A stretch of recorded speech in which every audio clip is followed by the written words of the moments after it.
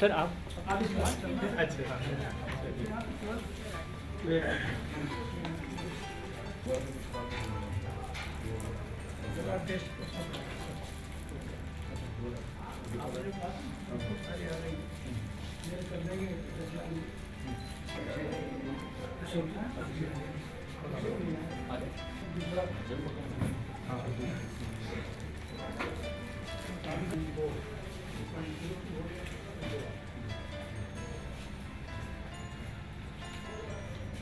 अशोक जी की तारीफ क्या है?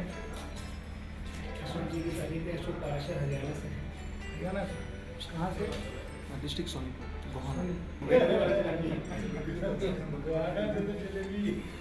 जो फेमस है वो साइज ही अलग, जो जलेबी लेके नहीं आता है पेनल्टी मिलना चाहिए। हाँ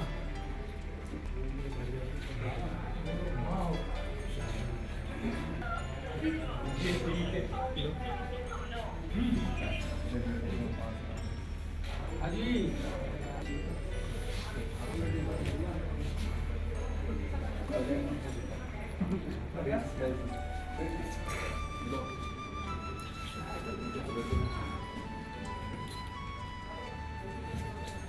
अभी इस तरफ काम किया जाए थे।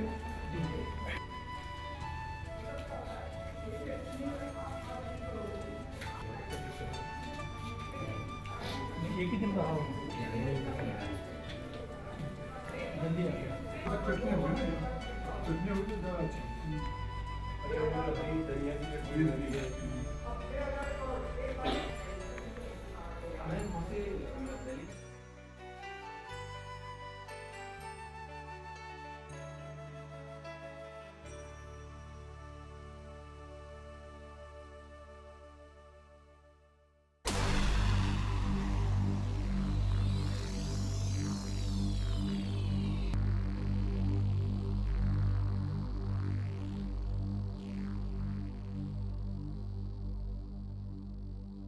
मित्रों, आज ये स्वास्थ्य संध्या में हम सब लोग एकत्रित हुए हैं। मैं और आप सब यहाँ क्यों इकट्ठे हुए हैं, एक सोचने का विषय है। मैं क्यों आया? मैं तो इसलिए आया कि मैंने स्वास्थ्य ले लिया, खोया हुआ स्वास्थ्य प्राप्त कर लिया। मित्रों, आज के युग में स्वास्थ्य का खो जाना और उसको वापस पाना एक बहुत बड़ी टेढ़ी खीर है, जैसे समुद्र में से एक मोती को निकालना। बीमार व्यक्ति एक गोली से शुरू करता है और ऐसा ही वाकया मेरे साथ में रहा और मेरे परिवार के साथ। 2014 मेरे जीवन के अंदर एक टर्निंग पॉइंट रहा। फरवरी 2014 तब मेरी मुलाकात पहली बार डॉक्टर विश्वरूप से हुई और डॉक्टर विश्वरूप से मिलने के बाद मैंने ये समझा कि ठीक होना कितना आसान है। इतना आसान कि आप आज ये सीख करके जाएंगे कि स्वस्थ होना बहुत ही आसान काम है। सिर्फ कुछ अपनी जीवन पद्धति को बदलकर, खाने पीने के लाइफस्टाइल को बदलकर हम कितनी आसानी से ठीक हो जाते हैं। बीमारी की शुरुआत मेरे घर में सन 1971 में हुई।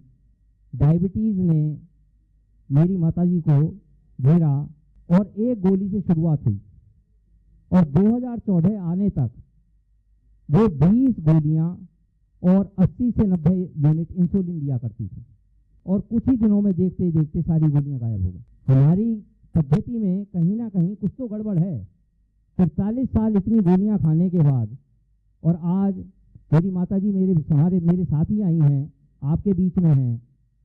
वो आज कोई भी गोली नहीं ले रही हैं पिछले 8 महीने से और इंसुलिन भी नहीं ले रही हैं। इंसुलिन और डायबिटीज़ और इसके साथ मैं बता दूं आपको कि क्या क्या बीमारियां थी उनको। Palpitation, high blood pressure, diabetes, skin rashes, thyroid, acidity, constipation, knee pain, क्या ऐसा था जो नहीं था। वेट उनका हो गया था 102 किलो। कदम चलने के लिए सिर्फ 4 कदम चलने में भी उनको जोर आता था, उनके साथ में कोई ना कोई रहता था। और आज वो 2 किलोमीटर बड़े आराम से चलती हैं। तो कहीं कुछ तो गड़बड़ है। अब मैं आपको मिलवाऊंगा, मैं अपनी माता जी से, श्रीमती कृष्णा मित्तल। अपनी जगह पर प्लीज खड़े हो जाएं। पापा आप भी आएं। ओम प्रकाश जी, मेरे पिताजी जो 81 पार कर चुके हैं, अब इनको पार्किंसन हो गया था। अब ये पार्किंसन और डायबिटीज दोनों से पूरी तरह से मुक्त हैं। मैं अपनी धर्मपत्नी को बुला रहा हूँ, वो बताएंगी। रचना जी।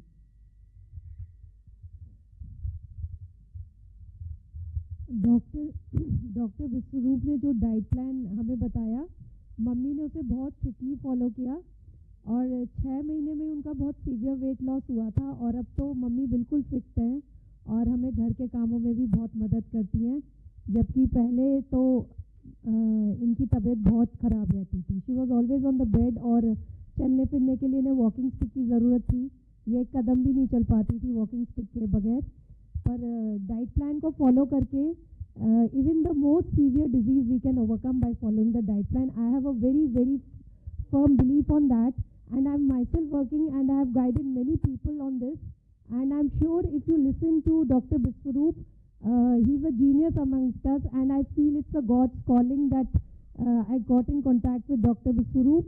और ये सारा प्रक्रिया ये सारी तब शुरू हुई थी जब मेरे हस्बैंड कोई बहुत डेंटल सीवियर प्रॉब्लम थी, और जब हमने डॉक्टर विश्वरूप को कांटेक्ट करा था, मेरी वर्क प्लेस पे उनकी एक वर्कशॉप हुई थी, तो तब हमने डॉक्टर विश्वरूप को कांटेक्ट करा, तो उनसे हमें पता लगा कि सिर्फ डाइट प्लान को फॉलो करके हम किसी भी डिसीज़ को ओवरकम कर सकते हैं।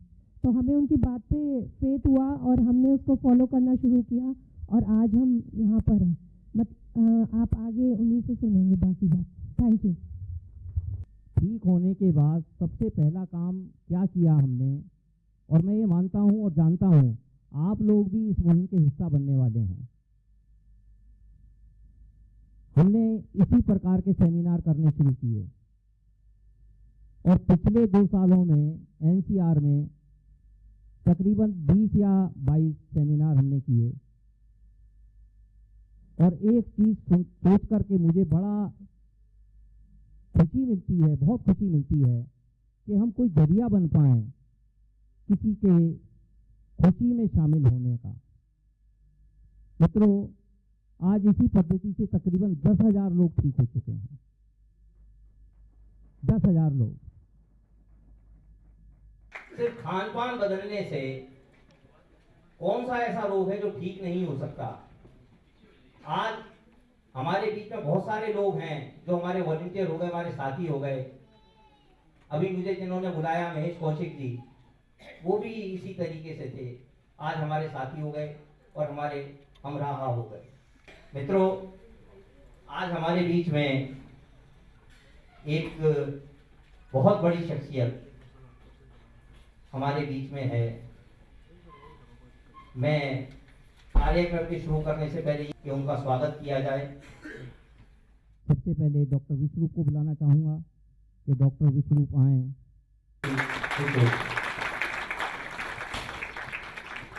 श्री राम प्यारे पांडे जी का स्वागत करें। श्री विश्वरूप जी,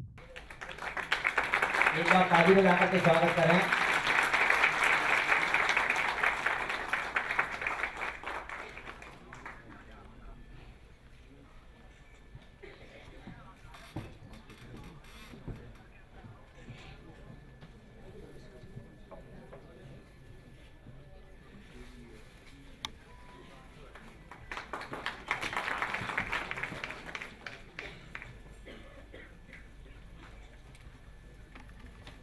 अब मैं निवेदन करूंगा सुरेंद्र त्यागी जी से, श्री सुरेंद्र त्यागी जी से, एक और हमारे बीच में बहुत बड़ी हस्ती मौजूद हैं, रिटायर्ड कर्नल साहब यूएन थापर साहब, उनका स्वागत करेंगे सुरेंद्र त्यागी जी।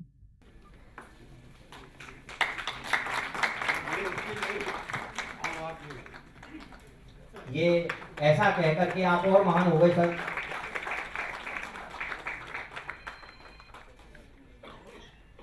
जिन्होंने देश के लिए इतना समय दिया, उसके बाद भी कहते हैं मैं आम आदमी हूं, तो ये इनका बड़प्पन है। एक बार तालियों से स्वागत करें।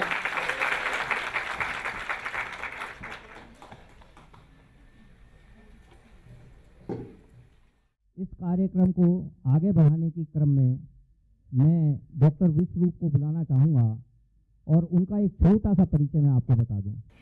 एक जीनियस, और मैं तो उसका क्यूब कहूंगा। नीज ऑफ वर्ल्ड रिकॉर्ड्स हैं, एक माइंड में, एक बॉडी में। इन्होंने 1 मिनट के अंदर 198 पुशअप लगाए और जब जीवन की शुरुआत की तो इन्हें पता लगा कि इनके दिल में छेद है। तो मित्रों, सबसे पहले तो ये चीज के लिए इनको सैल्यूट करना पड़ेगा कि जिस आदमी के दिल में छेद हो तो डॉक्टर आमतौर पर कहते हैं कि भी आप कोई एक्सर्शन का काम नहीं कर सकते। तो इन्होंने सबसे पहले इस पद्धति को सीखा। कॉल्डवेल एस्क्लीन, ये वो नाम है जिनको संसार में सब लोग जानते हैं, मेडिकल की लाइन के सब लोग जानते हैं। उनसे इन्होंने सीखा और अपने आप को ठीक किया, स्वस्थ किया, और स्वस्थ करने के बाद इन्होंने एक वर्ल्ड रिकॉर्ड बनाया 198 पुशअप इन 1 मिनट।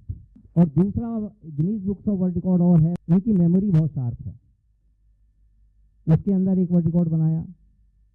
इसके अलावा 25 किताबें इन्होंने लिखी हैं माइंड और बॉडी पर ही। और पिछले दिनों में जितने भी विसल ब्लोअर हैं हेल्थ सेक्टर में, एलोपैथ में खास तौर से, उन सब के साथ में रहते हुए जो उन्होंने रिसर्चेस की हैं, जब वो कहना चाहते हैं वो सारी चीज़ें इन्होंने स्काइप पर खुद मिल करके रिकॉर्ड की हैं और हम लोगों को आगे बताई हैं कि वायरस क्या है। पिछले दिनों H1N1 को इन्होंने डिस्क्लोज किया कि किस तरीके से हमें बेवकूफ बनाया जा रहा है वैक्सीन खिला करके, हमें किस तरीके से दवाइयों के चंगुल में फंसाया जा रहा है, उस सब को डिस्क्लोज किया। अब मैं बुलाना चाहूंगा doctor Biswaroop Roy Chowdhury, please stage पर आए और अपना शुरू करें। मित्रों, एक बार जोरदार तालियां बजाएं। हमारे प्रिय राम प्यारे पांडे जी एंड साथियों, अगले 3-4 मिनट में जो बोलने जा रहा हूँ वो मैंने पिछले 4 साल में कभी नहीं बोला। वो ये कि लगभग 10 से ज़्यादा कंट्रीज में मेरे इस तरह के लेक्चर हुए हैं, 100 से ज़्यादा शहरों में हुए हैं, और पिछले 4 सालों में करीब 1000 से ज़्यादा इस तरह के मेडिकल कैंप्स हुए हैं, मेडिकल ट्रेनिंग जो भी आप नाम दें या सेमिनार हुआ। लेकिन आज का ये लेक्चर मेरे लिए बड़ा खास है, बड़ा इम्पोर्टेंट है। मेरे 4 मित्र हैं यहाँ पे, एक आपने योगेश जी, भूषण जी, आपके आशुतोष जी एंड महेश जी। और एक टाइम पे ये हमारे पेशेंट थे, लेकिन अब हमारे नातेवाईक मित्र हैं।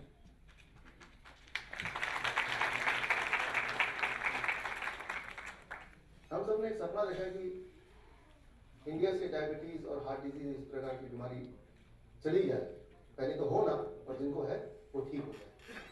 लेकिन आज मुझे और हम सबको ये लग रहा है जब हम इंटरनल मीटिंग करते हैं कि ये सपना ज़्यादा दूर नहीं है सच होने के लिए। वो इसलिए क्योंकि आज हमारे बीच राम प्यारे पांडे जी हैं। Sir, thank you for coming. तो आज का टॉपिक है एंड ऑफ हार्ट डिजीज। दुनिया में सबसे ज़्यादा दुखदाई बात है बीमार रहते हुए जिंदा रहने की कोशिश में लगे रहना। Nothing in this world can destroy your happiness more than you are trying to live with an illness, more than you are trying to live with sickness. इंसान एक ऐसा जानवर है जो अक्सर बीमार रहता है। बाकी कोई जानवर ना तो बीमारी में जीता है ना बीमारी में मरता है। जब मरता है तब भी वो हेल्दी रहता है ऑलमोस्ट, या फिर एक्सीडेंटली मर जाता है या कोई और जानवर को खा जाता है, तो that is a different matter. But बीमार पड़ के मरना ये सिर्फ इंसान की किस्मत है, बाकी या बदकिस्मत है तो बाकी animals they live healthy and they die healthy.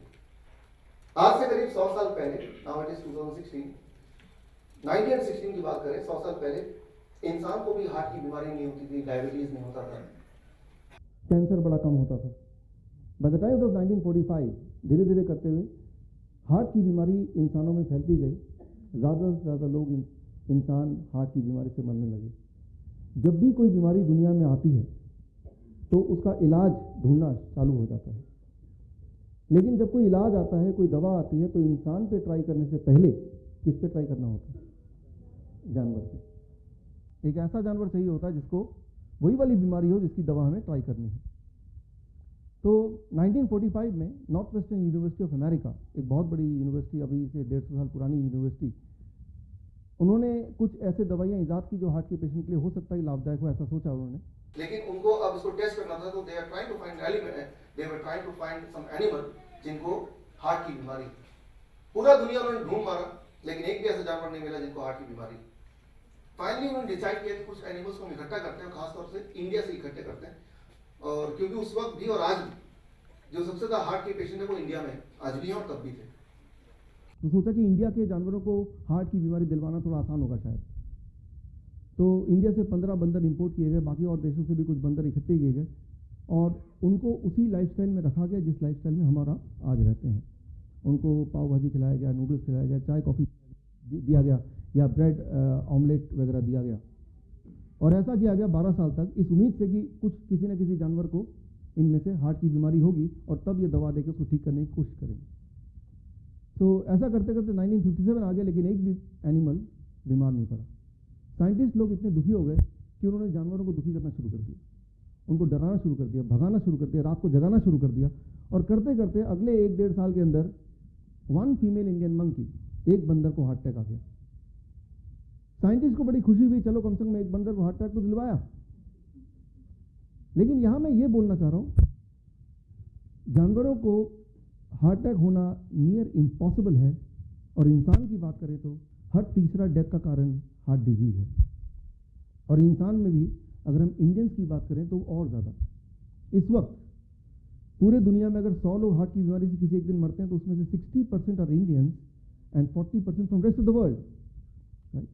इस वक्त भारत के WHO के जो आंकड़े हैं, about 8 crore people are diabetic patient. एक तो डायबिटीज़ दुनिया में बहुत फैल रहा है, ऊपर से सबसे ज़्यादा तादाद जो है वो भारत में है डायबिटीज़ की, हार्ट डिजीज़ की। और इंसिडेंटली आप गौर करेंगे उन्हीं शहरों में ज़्यादा हार्ट के पेशेंट मिलेंगे आपको जहाँ ज़्यादा सुपर स्पेशलिटी हॉस्पिटल्स, ज़्यादा अस्पताल हैं। वहीं पे जहाँ अस्पताल नहीं है वहाँ हार्ट की बीमारी भी नहीं है, बहुत कम है। फॉर एग्जाम्पल 2013 का रिपोर्ट इकोनॉमिक टाइम्स 3 अगस्त का, कि इंडिया में एक स्टेट है Kerala, that is the state जहाँ पे सबसे ज़्यादा हेल्दी लोग रहते हैं। लेकिन वहाँ पे इंसिडेंटली जो डॉक्टर पेशेंट का रेशियो है, हर 10,000 इंसान में 2 डॉक्टर, लोएस्ट है, सबसे कम। डॉक्टर पीपल रेशियो सबसे हाईएस्ट है हरियाणा में, हर 10,000 लोग में 22.4 डॉक्टर। लेकिन आपको ताज्जुब नहीं होगा, इंडिया का सबसे बीमार स्टेट कौन सा है? हरियाणा, जहाँ मेरा घर है अभी, राइट। सो कहीं ऐसा तो नहीं कि जो बीमारी का एक मेजर कारण वो डॉक्टर या वो हॉस्पिटल तो नहीं।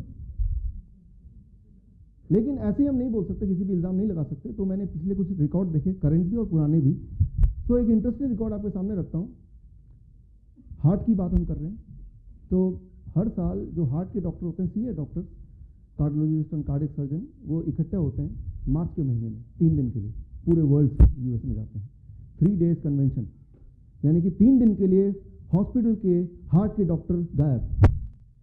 और ऐसा हर साल होता है, करीब 25-30 हज़ार डॉक्टर इकट्ठे होते हैं, 3 दिन के लिए गायब होते हैं।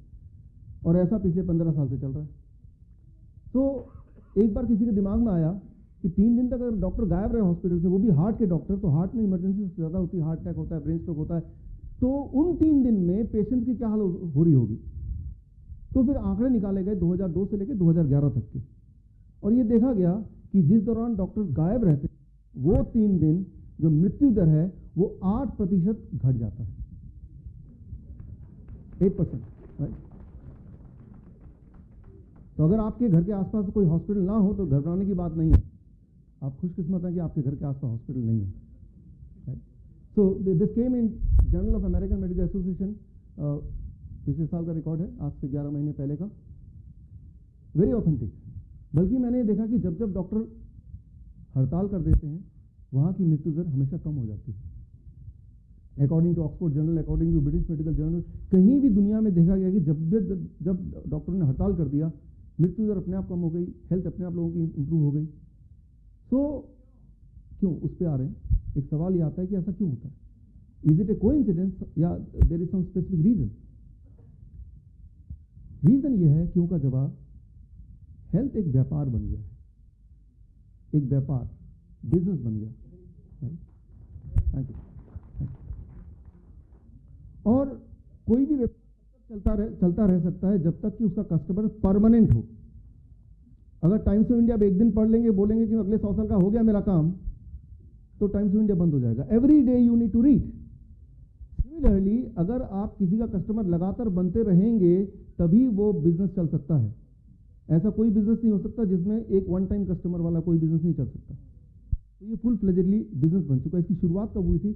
1895 से इसकी शुरुआत हुई थी। डॉक्टर जोसेफ लिस्टर एक बहुत बड़े सर्जन थे और साथ ही में उनका एक और काम था, साइड बिजनेस, फ्लोर क्लीनिंग का। फ्लोर क्लीनर का फैक्ट्री था उनके पास। ऐसा लिक्विड बनाते थे जिससे ज़मीन साफ होता था और वो धंधा थोड़ा कम होता जा रहा था, उसमें मुनाफा नहीं हो रहा था। उनके दिमाग में आइडिया आया, उन्होंने उसी मिनरल को, उसी फ्लोर क्लीनर को छोटे छोटे बॉटल में डाला और उन्होंने उसको सेल करना शुरू कर दिया, थोड़ा डाइल्यूट करके। इसको मुंह से कुल्ला करेंगे तो मुंह भी साफ हो जाएगा। लेकिन लोगों ने ज़्यादा ध्यान नहीं दिया उस पर, डॉक्टर जोसेफ लिस्टर के इस नया आविष्कार पर, और उनका बिका नहीं माल। फिर उनके दिमाग में एक आइडिया आया कि मुंह की बदबू दूर हो जाएगी अगर आप यूज़ करेंगे तो। लेकिन मुंह की बदबू कोई बीमारी नहीं है, पीपल वर नॉट सीरियस। फिर उन्होंने मुंह की बदबू का एक नाम दिया, हिलिटॉसिस। और कोई भी पेशेंट आए बोलेगा आपको तो हिलिटॉसिस है, आपको तो ये लेना पड़ेगा। और जैसे ही पेशेंट सुनता हिलिटॉसिस, वो एकदम घबरा जाता और बताओ क्या लेना ताकि मेरा हिलिटॉसिस ठीक हो जाए। और वो प्रोडक्ट इतना चला, इतना ज़्यादा चला डॉक्टर जोसेफ लिस्टर का, कि आज भी, इस वक्त भी आप में से बहुत सारे लोग उस प्रोडक्ट को यूज़ करते हैं। यू गेस्ट राइट, लिस्ट्रीन नाम सुना आपने? तो दैट वाज द बिगनिंग। इसे कहते हैं डिजीज मॉन्जरिंग। डिजीज मॉन्जरिंग का मतलब ये कि आप बीमार नहीं हैं, लेकिन आपको ऐसा समझा देना कि आपको लगे कि आप बीमार हैं। लगना इंपॉर्टेंट है, बीमार नहीं है लेकिन आपको ऐसा बना दिया कि आपको लगता है कि मैं तो बहुत बीमार हूँ और जो ये बोलेंगे वो नहीं किया तो मैं तो मर जाऊंगा। इंग्लिश में इसको कहते हैं डिजीज मॉन्जरिंग। इसकी शुरुआत हुई थी 1895 डॉक्टर जोसेफ लिस्टर से। लेकिन आज हम सब इसी के जाल में फंसे हुए हैं। कैसे? मैं आपको एक एग्जांपल देता हूँ छोटा सा। If I ask a simple question, what is the standard blood pressure of the human body? 120/80। ये सवाल जब भी मैं पूछता हूँ, चाहे कोई 5वीं का बच्चा भी है तो उसके जवान से एकदम से निकलता झट से 120/80। Right, thank you. आप में से जो लोग ने मेरा पहला सेमिनार देखा होगा तो उनको थोड़ा आइडिया होगा क्या मैं बोलने जा रहा हूँ, but let me complete it. 120/80। यही वाला सवाल अगर मैं 1997 से पहले पूछता तो जवाब आता 160/100। 160/100, 160/100। फिर 1997 के बाद ये हो गया 140/90। आज आप बता रहे हैं ये है, जैसा आप बता रहे हैं, 120/80। अगले कुछ महीनों में आप देखिएगा ये होने वाला है, ऑथेंटिक रिपोर्ट है, 115/75। तो आपको कुछ समझ आ रहा है? राइट। जैसे जैसे ये घटता जाएगा वैसे वैसे कस्टमर बढ़ते जाएंगे। यूं मानिए कि आप बैटिंग कर रहे हैं, सचिन तेंदुलकर बॉलिंग कर रहा है, आपको ये साबित करना है कि you are a bad bowler. तो जितनी बार वो बॉलिंग करने आएगा आप क्या करेंगे? विकेट को थोड़ा छोटा कर देंगे, थोड़ा छोटा कर देंगे, और आखिर में विकेट इतना छोटा हो जाएगा कि सचिन तेंदुलकर दिखेगा ही नहीं विकेट कहाँ पे है। वो दुनिया का कितना भी अच्छा बॉलर क्यों ना हो, आप आउट ही नहीं हो सकते।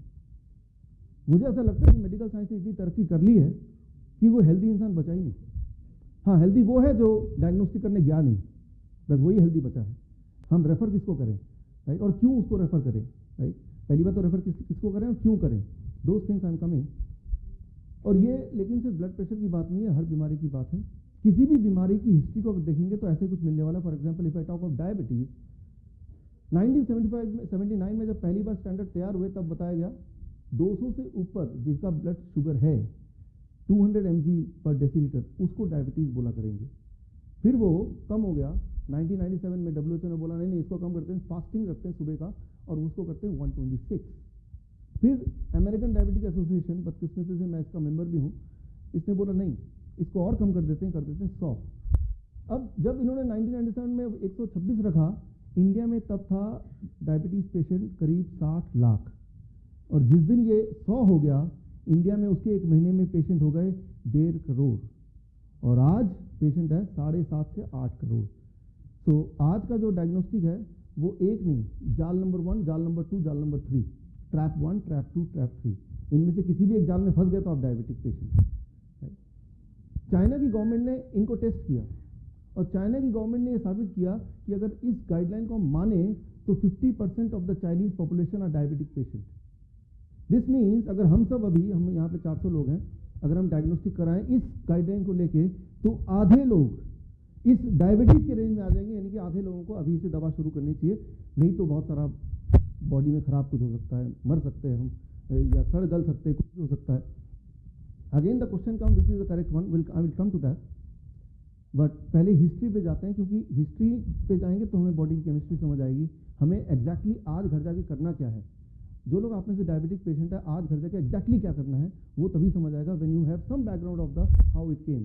अगर हम कोलेस्ट्रॉल की बात करें, 1980 तक था वो 300 से ऊपर टोटल कोलेस्ट्रॉल हो तो वो कोलेस्ट्रॉल की दवा उसको देनी चाहिए, वो हाई कोलेस्ट्रॉल माना जाएगा। फिर वो 240 हो गया, फिर वो 200 हो गया अभी रिसेंटली, और अभी एग्जैक्ट इस वक्त का जो गाइडलाइन है वो ये है, किसी की उम्र अगर 35 साल से ज़्यादा हो और वो आपके कैबिन में आ जाए, डॉक्टर के कैबिन में आ जाए, तो कोई टेस्ट करने की ज़रूरत नहीं, सीधा उसको कोलेस्ट्रॉल का जो लोएस्ट डोज है वो देना शुरू कर दो, right. So that is what, right? So now the same thing is for thyroid stimulating hormone. 2003 से पहले वो 0.1 से लेकर 6 के बीच में था हेल्दी रेंज, अब वो और स्क्वीज हो गया, छोटा हो गया। यूँ मानिए कि स्कूल में पासिंग परसेंटेज होता है 35%, 40% से ऊपर मार्क्स आए तो पास है। प्रिंसिपल को सपना है, उसने चेंज कर दिया, कल से जिसके 80% से ज़्यादा मार्क्स होंगे वही पास होगा। रिजल्ट क्या आएगा? ज़्यादा से ज़्यादा बच्चे फेल हो रहे हैं। लगे यार बच्चे आजकल क्यों फेल हो रहे हैं, इतने ज़्यादा फेल हो रहे हैं? बच्चों की इंटेलेक्ट वहीं की वहीं है।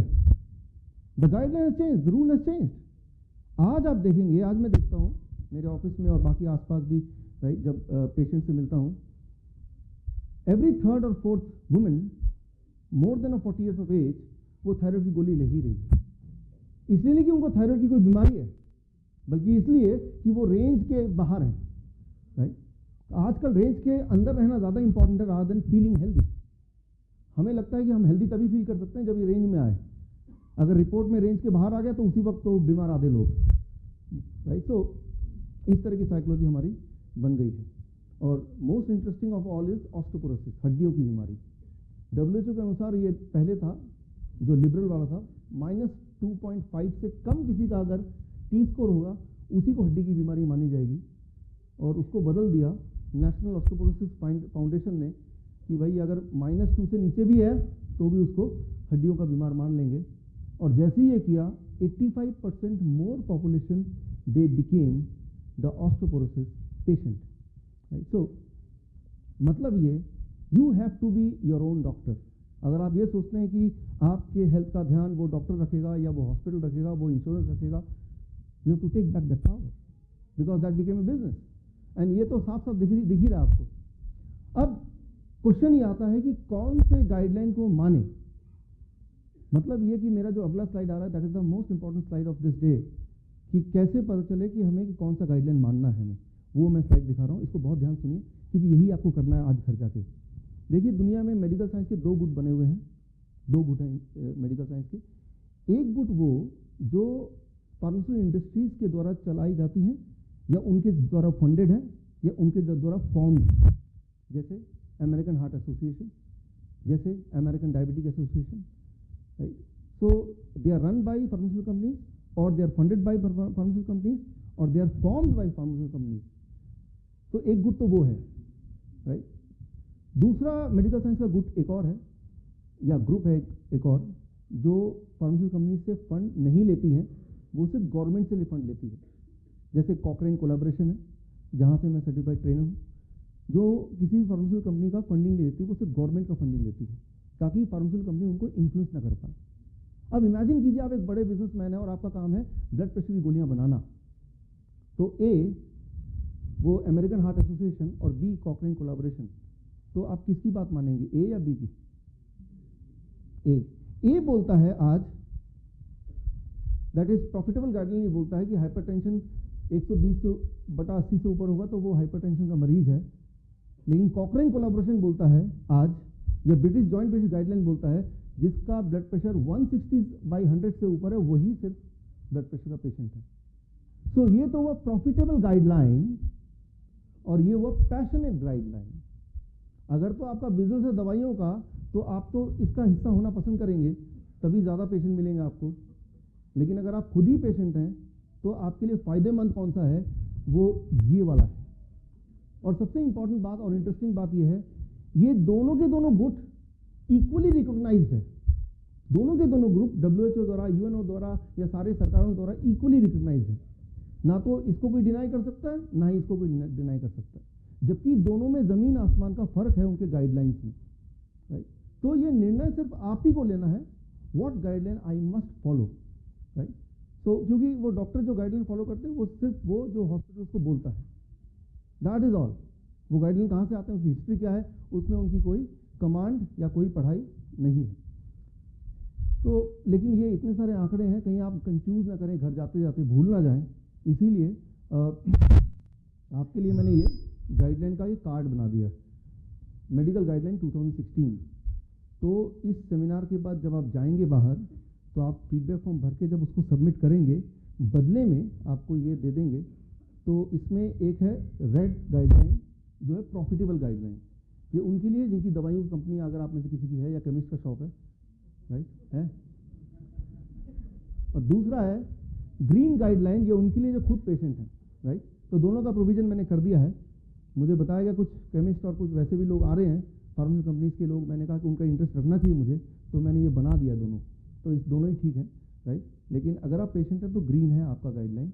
तो ये कार्ड आप लेंगे, पहला स्टेप। कार्ड लेने के बाद इस सेमिनार का तो एक्चुअल हमारा एम है कि अगर आप बीमार हैं तो बीमारी ठीक हो जाए, राइट। ठीक होने का मतलब ये नहीं कि कंट्रोल होना, कंट्रोल होने की अलग बात है। कंट्रोल क्या बोलते हैं, दवा लेते रहना, but I am talking about दवा बिना लिए अगर सब कुछ ठीक रहे तो that is what is called ठीक होना, उसी को ठीक होना बोलते हैं ना, राइट।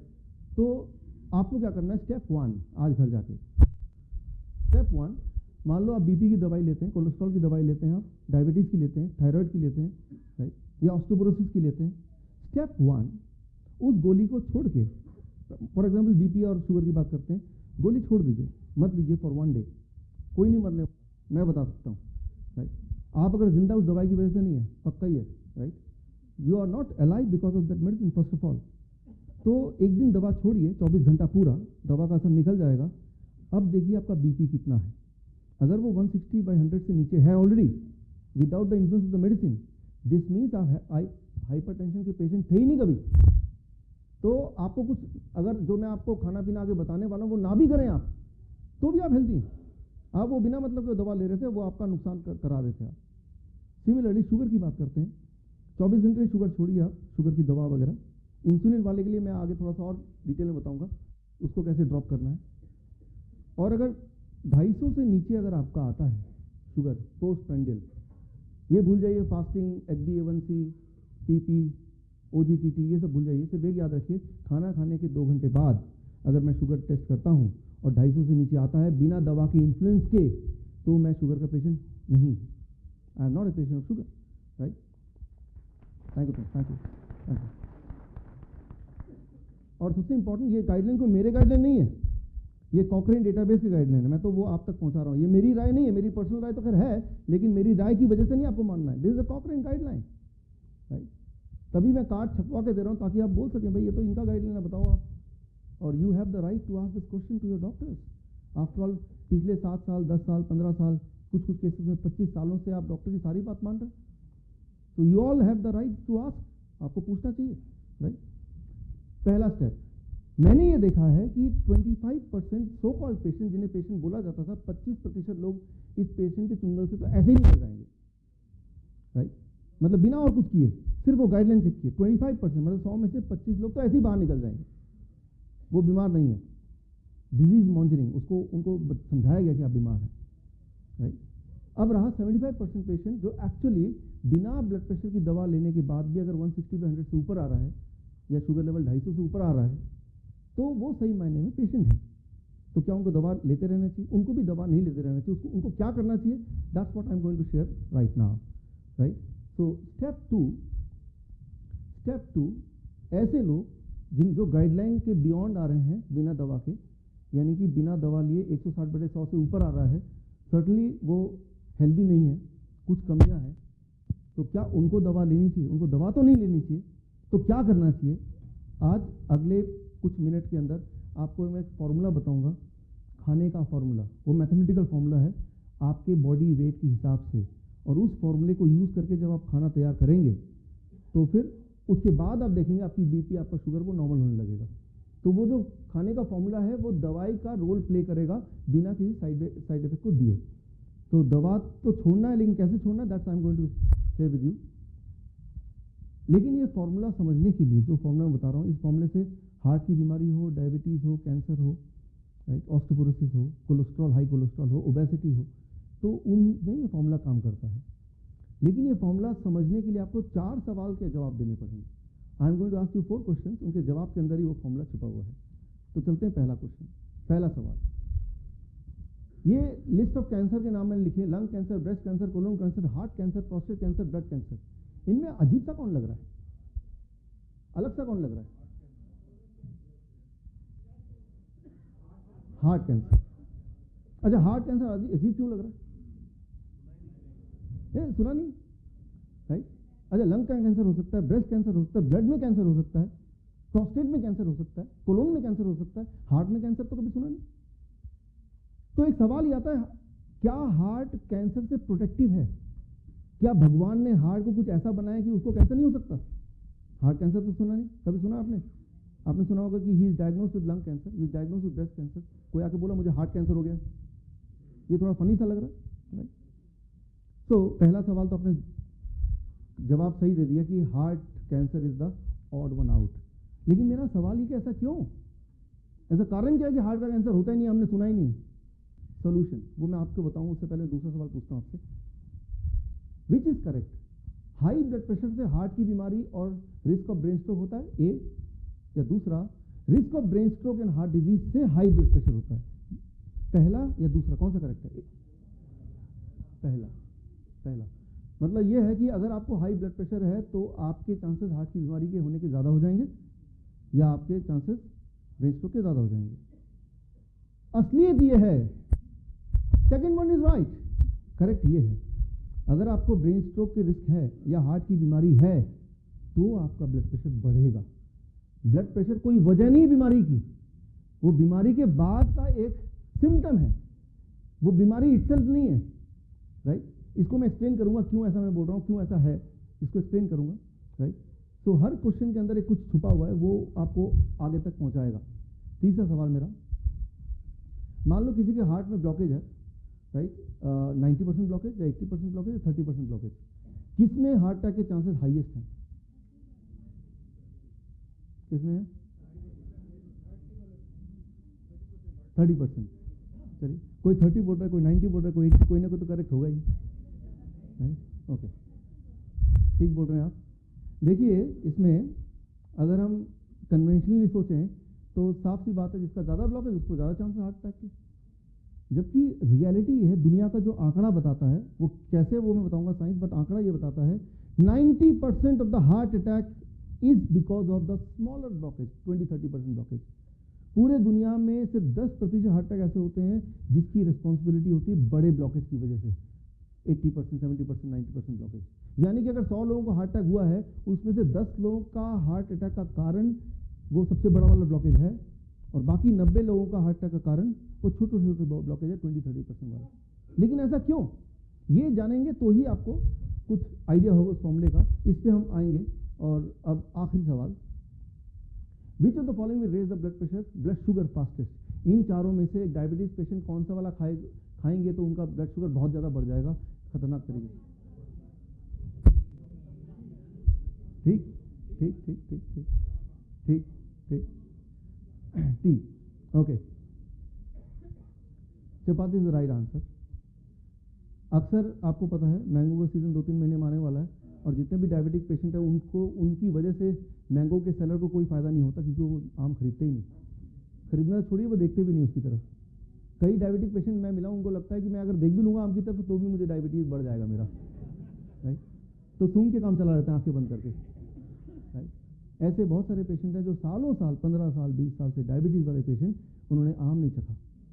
जबकि असलियत बात यह है कि आम अगर डायबिटीज़ के पेशेंट खाते हैं तो उनका डायबिटीज़ बहुत जल्दी ठीक हो जाता है, राइट।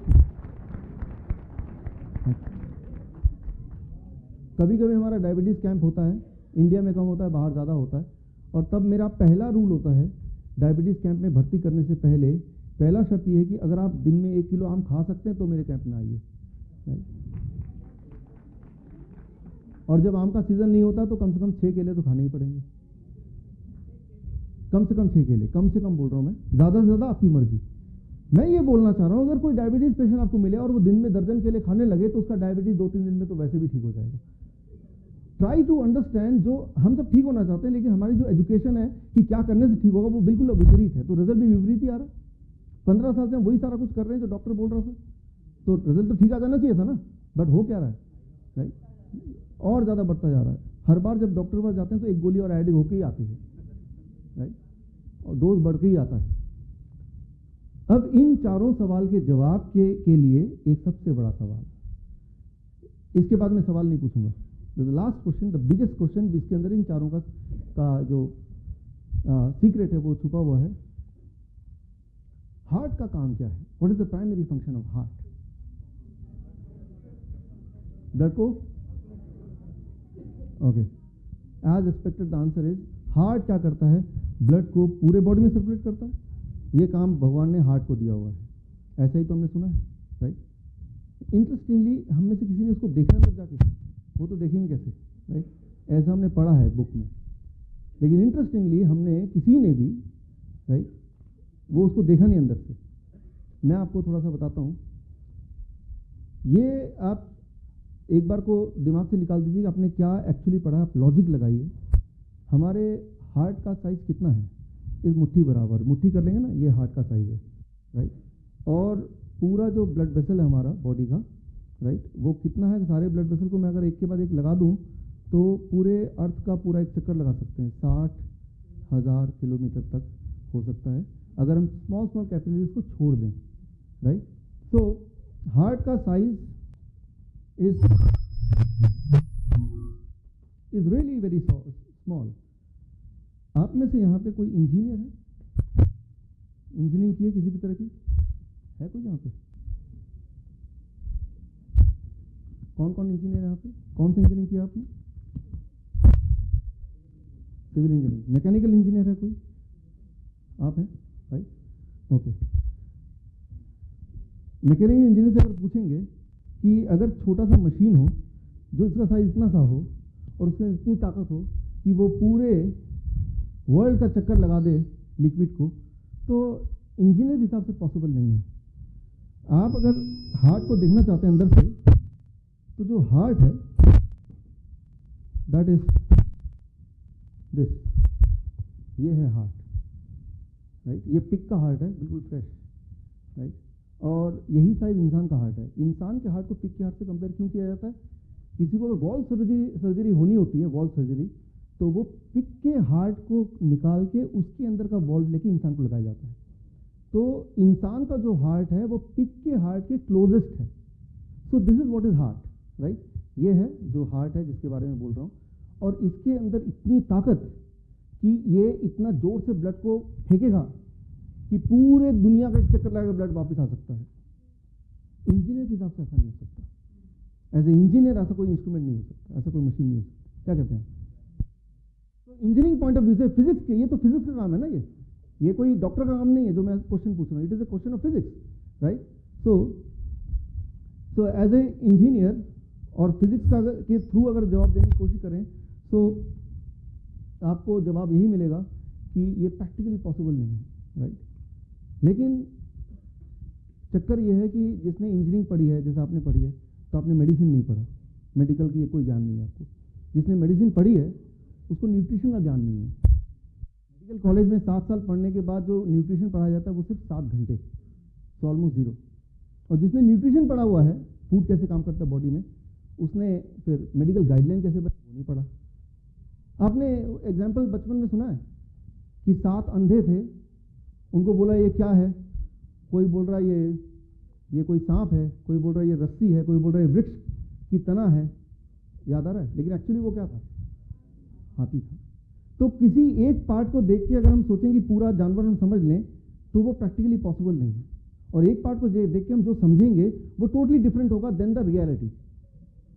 तो हमारा जो मेडिकल सिस्टम है या एजुकेशन सिस्टम है उसमें हम एक पार्ट को पढ़ते हैं, राइट? मेरी जो बेसिक पढ़ाई है वो इंजीनियरिंग में है, प्रोडक्शन इंजीनियरिंग मैंने किया है, लेकिन मैंने मास्टर्स किया है that is diabetes education, international diabetes federation से, जो दुनिया की सबसे बड़ी बॉडी है डायबिटीज़ में। मैंने एडवांस ट्रेनिंग लिया है life cardiovascular support and emergency medicine में, अमेरिकन हार्ट एसोसिएशन जिसके बारे में मैंने आपको बताया थोड़ी देर पहले, राइट? और न्यूट्रिशन की पढ़ाई मैंने की है कॉर्नेल यूनिवर्सिटी यूएसए से, टी कोलिन कैम्पबेल, जिनके बारे में अभी मित्तल साहब बता रहे थे, राइट? और मैंने डॉक्टरेट किया है public health from Vietnam, right? इसके अलावा गाइडलाइंस कैसे काम करते हैं उसकी पढ़ाई की पिनांग मेडिकल कॉलेज मलेशिया से। सो अगर ये सारे हिस्सों को, इंजीनियरिंग को, मेडिकल को, न्यूट्रिशन को, गाइडलाइन को मिला दें तो वो जानवर क्या है वो आपको तब क्लियरली दिखाई देगा, राइट? लेकिन ऐसा हम कम करते हैं, ऐसा नहीं करते, तो हम सिर्फ एक पार्ट को देखते हैं, और मैं आपको बता दूं एक पार्ट को देख के असली तस्वीर आपको समझ नहीं आ सकती। तो पहली बात मैं आपको ये बताना चाह रहा हूँ कि हार्ट ऐसा इंस्ट्रूमेंट नहीं है कि वो 1 लाख तक दूरी तक वो ब्लड को सर्कुलेट करे। तो जो हमने पढ़ाई की है, राइट, कि हार्ट का काम है ब्लड को सर्कुलेट करना, that is wrong, that is wrong. Physics के हिसाब से नहीं हो सकता, कोई बुकिश बोलेगा, लेकिन फिजिक्स के हिसाब say that is not possible, हो ही नहीं सकता, राइट? तो फिर क्वेश्चन क्या आता है? एक क्वेश्चन आएगा दिमाग में, क्या क्वेश्चन आएगा? एक तो हार्ट क्या करता है, फिर सर्कुलेशन कैसे होती है? अगर हार्ट नहीं करता तो करता कौन है फिर? और हार्ट क्या कर रहा है फिर? 2 सवाल आते हैं। हार्ट क्या करता है पहले वो बात करते हैं। अच्छा, इसके बाद मैं आपको सवाल जवाब का समय दूंगा, आपको सारी बातें मेरी एज इट इज माननी नहीं है, आपको आर्गूमेंट करना है, मुझसे बहस करनी है, राइट? सवाल पूछने हैं हजारों, और जब कन्विंस हो जाए तभी आप बोलना हाँ भाई ठीक है। वो आपको बाद में आप सवाल कहीं लिख सकते हैं, जो भी सवाल हो आपके। हार्ट का काम है ब्लड को हार्ट से बाहर पंप करना, सिर्फ बाहर तक फेंकना, बाहर तक पहुंचा देना, लेकिन उसके बाद आगे जो सिस्टम में सर्कुलेट होता है वो वाला काम हार्ट को नहीं दिया भगवान ने। वो काम भगवान ने दिया है cardiovascular system of the body. अब कार्डियोवैस्कुलर सिस्टम में क्या आता है? सारे ब्लड वेसल्स टुगेदर आते हैं। ये बात मेडिकल साइंस को नहीं पता चली 1998 तक। 1998 तक मेडिकल साइंस ये सोचता रहा कि हार्ट का काम है पूरे सर्कुलेशन में ब्लड को पहुंचाना, लेकिन 1998 में एक डिस्कवरी हुई, उनको नोबेल प्राइज मिला, Nobel prize for science, medical science. Nobel prize का मतलब अनडिस्प्यूटेड, मतलब उसको एक्सेप्ट कर लिया मेडिकल जगत ने। और तब ये देखा गया कि जब ब्लड सर्कुलेट होता है तो ये है inside layer of the blood vessel. यहाँ पे वो ये मान लो आपका ब्लड वेसल है, वैसे आपका ब्लड वेसल इतना मोटा नहीं होता, हाथी का होता होगा, राइट? या गाय का होता होगा, हाथी का इससे ज़्यादा चौड़ा होगा।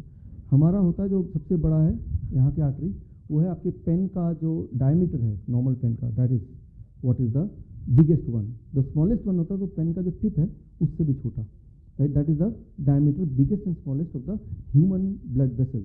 लेकिन एग्जाम्पल के तौर पे मैं इसको ले रहा हूँ, मान लीजिए ब्लड वेसल है, तो इसकी जो अंदर की लेयर है जहाँ से ब्लड पास होता है, वो जो वॉल है जिसको टच करते हुए ब्लड पास होता है, वो वॉल का काम, उसे कहते हैं इंडोथेलियम, दैट इज कॉल्ड इंडोथेलियम। इस वॉल का काम है ब्लड को आगे पुश करना। वो वॉल कर रहा है, वो हार्ट नहीं कर रहा है, वो वॉल कर रहा है, ये वॉल कर रहा है, इनर वॉल, इसे कहते हैं इंडोथेलियम। भगवान ने इंडोथेलियम को ये काम दिया है कि आपको ब्लड थोड़ा आगे पहुंचाना है, फिर यहाँ वाला इंडोथेलियम वॉल इसको आगे पुश करेगा। कैसे वो पुश करता है? By producing a particular chemical, इसका नाम है नाइट्रिक ऑक्साइड, NO। ये बात 1998 से पहले नहीं पता थी। So nitric oxide is responsible for the circulation of the blood through endothelium layer inside layer of the blood vessel.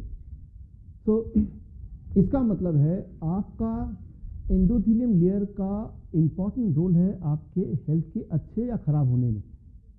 आपकी हेल्थ जो है आपके इंडोथेलियम की हेल्थ लेयर की हेल्थ के बराबर है। अगर आपका इंडोथेलियम लेयर हेल्दी है तो आप हेल्दी हैं। अगर आप हाँफते हैं तो वो हार्ट कमज़ोर है ऐसा नहीं, हार्ट कमज़ोर होगा लेकिन आपका एंडोथेलियम लेयर में गड़बड़ होगी, क्योंकि हार्ट सिर्फ हार्ट तक ही सीमित नहीं रहा, that becomes a complete cardiovascular system of the body, right. अब क्या है, कुछ लोगों में, in some people, endothelium layer nitric oxide produce नहीं कर पा रही है। क्यों नहीं कर पा रही है? क्योंकि इनसाइड लेयर जो है उनकी स्टिकी हो चुकी है। स्टिकी क्यों है ये मैं आगे बताऊंगा। चिपचिपा, तो चिपचिपा होने से क्या होगा कि जब कोलेस्ट्रॉल इसमें ट्रेवल करेगा, फैट ट्रेवल करेगा, कैल्शियम ट्रेवल करेगा, कार्बोहाइड्रेट ट्रेवल करेगा, तो क्या होगा, चिपचिपा है तो चिपक जाएगा। वो चिपकेगा तो एक तो वो नाइट्रिक ऑक्साइड प्रोड्यूस नहीं कर पाएगी, राइट। लेकिन चिपकेगा तो क्या होगा, धीरे धीरे यहाँ पे व्हाट विल हैपन, इस तरह के ब्लॉकेज बन जाएंगे ऐसे। अब गौर से समझिए इसको, जब ये ब्लॉकेज बन जाएगा तो ये यहाँ पे डायमीटर कम हो गया कि ज़्यादा हो गया, कम हो गया ना। अब मान लो मैं डायमीटर को घटाता हूँ तो प्रेशर बढ़ेगा कि घटेगा, बढ़ेगा ना। जितना डायमीटर घटेगा उतना प्रेशर बढ़ रहा है, blood pressure. So blood pressure कब बढ़ रहा है, जब हार्ट डिजीज के जिसको है उसकी ब्लड प्रेशर बढ़ेगी एज ए रिजल्ट। अब अगर ब्लड प्रेशर को हम दवा से घटा लें तो क्या ये ब्लॉकेज खत्म हो गया? अरे गेटिंग द पॉइंट, क्या किस तरह से होता है काम, राइट। तो स्टेप 1 ब्लॉकेज बनता है जिससे डायमीटर कम हो जाता है। जब डायमीटर कम होगा तो जाहिर सी बात है ब्लड प्रेशर बढ़ा, right. So that is called high blood pressure. तो high blood pressure is a result of heart disease. Heart disease सिर्फ हार्ट तक लिंक नहीं है, आप पूरे बॉडी के ब्लड वेसल को हार्ट बोल रहे हैं आप कार्डियोवैस्कुलर डिजीज, राइट। सो अब अगर आपने दवा ले लिया और ब्लड प्रेशर को नॉर्मल कर दिया तो क्या आपका रिस्क हार्ट डिजीज का कम हो गया? कहीं से नहीं हुआ, राइट। तो दवा लेके ब्लड प्रेशर कम तो हो जाएगा जितना एक हेल्दी इंसान का रहता होगा 160/100 से नीचे, लेकिन वो यहाँ पे जो ब्लॉकेज है वहीं का वहीं है, यानी कि रिस्क वहीं का वहीं है। The risk is same at the same place, right. So that's what I mean कि अगर आप सोचते हैं कि मैं दवा लूंगा तो ही मैं ठीक रहूंगा, दवा लेके आंकड़े ठीक रह सकते हैं। आंकड़े का ठीक रहना और आपका ठीक रहना आर 2 डिफरेंट थिंग्स, 2 अलग अलग बातें हैं, right. Thank you, thank you, thank you. जाहिर सी बात है कि 160/100 से ऊपर है तो आपको परेशान होना चाहिए, लेकिन उसको मैं दवा लेके कम कर दूंगा और परेशानी चली जाएगी, that is 2 opposite thing, right. हमें ये करना होगा, क्या करना होगा, ब्लॉकेज रिमूव करना होगा, ब्लड प्रेशर को सही मायने में करना है। और इंसिडेंटली मेडिकल साइंस में ऐसी कोई दवा बनी नहीं है जो ब्लॉकेज को खत्म कर दे या कम कर दे, राइट। ब्लॉकेज कम नहीं हो सकती, मेडिकल साइंस में कोई दवा नहीं है, राइट। लेकिन अगर ब्लॉकेज आपकी कम हो जाएगी तो ब्लड प्रेशर भी धीरे धीरे नॉर्मलाइज हो जाएगा। यानी कि ब्लड प्रेशर जब अपने आप नॉर्मलाइज हो रहा है बिना दवा के, तो आप समझ लीजिए कि आपका ब्लॉकेज भी खत्म हो रहा है, यानी कि आपके हार्ट डिजीज का रिस्क है that is getting lesser and lesser. So that can be interesting thing, उससे आपका रिस्क फैक्टर कम हुआ। जो सवाल आपके वो लिखते रहिए, ठीक है ना, या हो सकता है इस दौरान आपको सवाल का जवाब ऑटोमेटिक मिल जाए, नहीं मिलेगा तो question answer I will give a chance, you can ask questions, right. तो मुझे पता है आपके दिमाग में हर बार एक सवाल आता होगा क्योंकि हम बातें अजीबोगरीब कर रहे हैं, कुछ अलग ही, राइट। लेकिन आपको लिख के रखना है, क्योंकि जब तक सवाल के जवाब आपको नहीं मिलेंगे तो फिर आप इसको अपनाएंगे नहीं, इसको ठीक से करेंगे नहीं, राइट। तो यहाँ पे एक सवाल का जवाब तो हमें मिल गया कि ब्लड प्रेशर के कम करने से रिस्क घटता, ऐसा नहीं है, बल्कि हार्ट डिजीज का रिस्क है तो ही blood pressure as a result बढ़ गया।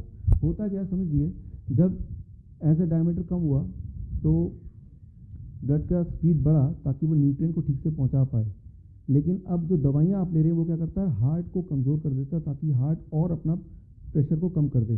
हार्ट को कमज़ोर करता है नंबर 1, लेकिन हार्ट तो सारा सर्कुलेट करता नहीं है, और एंडोथीलियम लेयर को भी वो कमज़ोर कर देता है। कैसे? अब देखिए, जब भगवान ने हमें आपको बनाया था तो हमारा जो ब्लड वेसल था वो था इस तरह से, इसे कहते हैं इलास्टिक। लेकिन अगर इसके अंदर एक लेयर जम जाए कार्बोहाइड्रेट की या फैट की तो ये बन जाएगा, कोलेस्ट्रॉल की तो बन जाएगा उसे प्लास्टिक। मतलब ऐसे करेंगे तो कट से टूट जाएगा, राइट। तो जितना ज़्यादा वो प्लास्टिक होगा उतना ज़्यादा बीमारी बढ़ेगी। तो दवा जब आप लेते हैं वो क्या करता है, इसको थोड़ा प्लास्टिक करने की कोशिश करता है, एंड उससे आपका बीपी लो दिखाता है। यानी कि जब जब आप बीपी की दवा ले रहे हैं आप अपना कार्डियोवैस्कुलर सिस्टम का और हार्ट का नुकसान करते हुए ब्लड प्रेशर को घटा रहे हैं। ब्लड प्रेशर की दवा लेना एक बहुत ही खतरनाक बात है, बहुत ही खतरनाक बात है, राइट। सो अगर आप में से कोई भी ब्लड प्रेशर का दवा ले रहा है तो हर दिन हर पल दवा लेते हुए अपनी बॉडी का नुकसान करते हुए आप आंकड़ों को सही ला रहे हैं। अगर आंकड़ों के सही रहने से अगर आपके रिस्क फैक्टर कम हो जाते तो बीपी की दवाई जितने लोग ले रहे हैं उनको हार्ट की बीमारी होती ही थी, जबकि रियलिटी ये है कि बीपी की गोली की वजह से हार्ट की बीमारी होती है, other way round, it is other way round, right. Thank you, thank you. क्यों? क्योंकि बीपी गोली लेंगे तो हार्ट को कमजोर करेगा और कार्डियोवास्कुलर सिस्टम को इसको इलास्टिक करे, प्लास्टिक करेगा, और जैसे ही ये दोनों चीज होंगे that is what is called disease, right. So medical science सिर्फ उल्टा कर रहा है और आंकड़ों पे खेलते हुए, आंकड़ों पे हमें समझाते हुए, राइट। तो आगे अगर हम बढ़ें, इसका एक इंटरेस्टिंग पहलू तो ये है जो आपने पूछा, क्या हम करें कि ये ब्लॉकेज गायब हो जाए। अगर ऐसा कुछ हमने कर दिया तो सही मायने में तब वो हेल्थ होगी, राइट। तो वो कैसे गायब होगा उसका मैं उदाहरण आपको देना चाहता हूं। आप मान लो कुछ खाना खाते हैं, पहली बात तो ब्लॉकेज आया कैसे, वो मैंने बताया था कैसे आया, वो स्टिकी हो गया था, राइट। अब मान लो कुछ खाना आप खाते हैं, मान लो आप आम खाते हैं या फिर आप बिस्किट खाते हैं। जब आम खाते हैं या बिस्किट खाते हैं तो बॉडी के अंदर दोनों ही कार्बोहाइड्रेट है, दोनों में ही शुगर है, एक समान शुगर है, एक समान प्रोटीन है, एक समान कैल्शियम है, एक समान सब कुछ, ऐसे मान लेते हैं कंपैरिजन के लिए, राइट। अब आपने बिस्किट खाया, उसमें भी कार्बोहाइड्रेट प्रोटीन सब कुछ सेम है, या फिर अपने आम खाया उसमें सब कुछ सेम है। कोई भी चीज जब खाते हैं उसमें तीन चीजें होती हैं, प्रोटीन, कार्बोहाइड्रेट एंड तीसरा कौन सा है? फैट। उसमें से कार्बोहाइड्रेट को पहले पकड़ रहा है। कोई भी खाना जो रिफाइंड कैटेगरी में आता है, फैट कैटेगरी में आता है, या फिर एनिमल फूड कैटेगरी में आता है, जैसे कि दूध, जैसे कि मीट, मछली, अंडा, उसका कार्बोहाइड्रेट अगर निकाल लें तो उसको माइक्रोस्कोप के अंदर रखें, उसका मॉलिक्यूलर जो स्ट्रक्चर है वो दिखेगा ऐसा, बिल्कुल स्ट्रेट, बिल्कुल ही सीधा, राइट, क्लियर है। और कोई भी आम टाइप का फल या सब्जी का अगर आप कार्बोहाइड्रेट निकाल दें, उसको माइक्रोस्कोप के अंदर डालें, तो वो दिखेगा टेढ़ा मेढ़ा, कुछ ऐसा। सो अंडरस्टैंड कीजिए, दो तरह के कार्बोहाइड्रेट होते हैं, एक वो जो फल सब्जी से आता है, जब उसको कच्चा खाते हैं, इसको ऐड कर लीजिए। दूसरा वो जो पैक फूड से आता है, या फिर दूध से या मीट मछली से आता है। दूध, पैक फूड, मीट मछली, या फिर ऑयली फूड से जो कार्बोहाइड्रेट मिलता है, उसका molecular structure is like this, right, बिल्कुल सीधा। और आम या फल या सब्जी से जो आता है कच्चा जब खाते हैं, उसका कार्बोहाइड्रेट मॉलिक्यूलर स्ट्रक्चर टेढ़ा मेढ़ा। अब क्या होता है, जब आपने बिस्किट खाया या आपने चिप्स खाया या आपने तला हुआ खाया, तो वो जो कार्बोहाइड्रेट गया वो ये गया। अब मान लीजिए मैं आपको एक काम देता हूँ कि ये लीजिए, ये कुछ स्ट्रॉ है और ये कुछ है, इनको एक के ऊपर एक लगाइए, इसको भी लगाइए, अरेंज कर दीजिए, इसको अरेंज कीजिए ए, इसको अरेंज कीजिए बी। किसको अरेंज करना आसान होगा, ए या बी?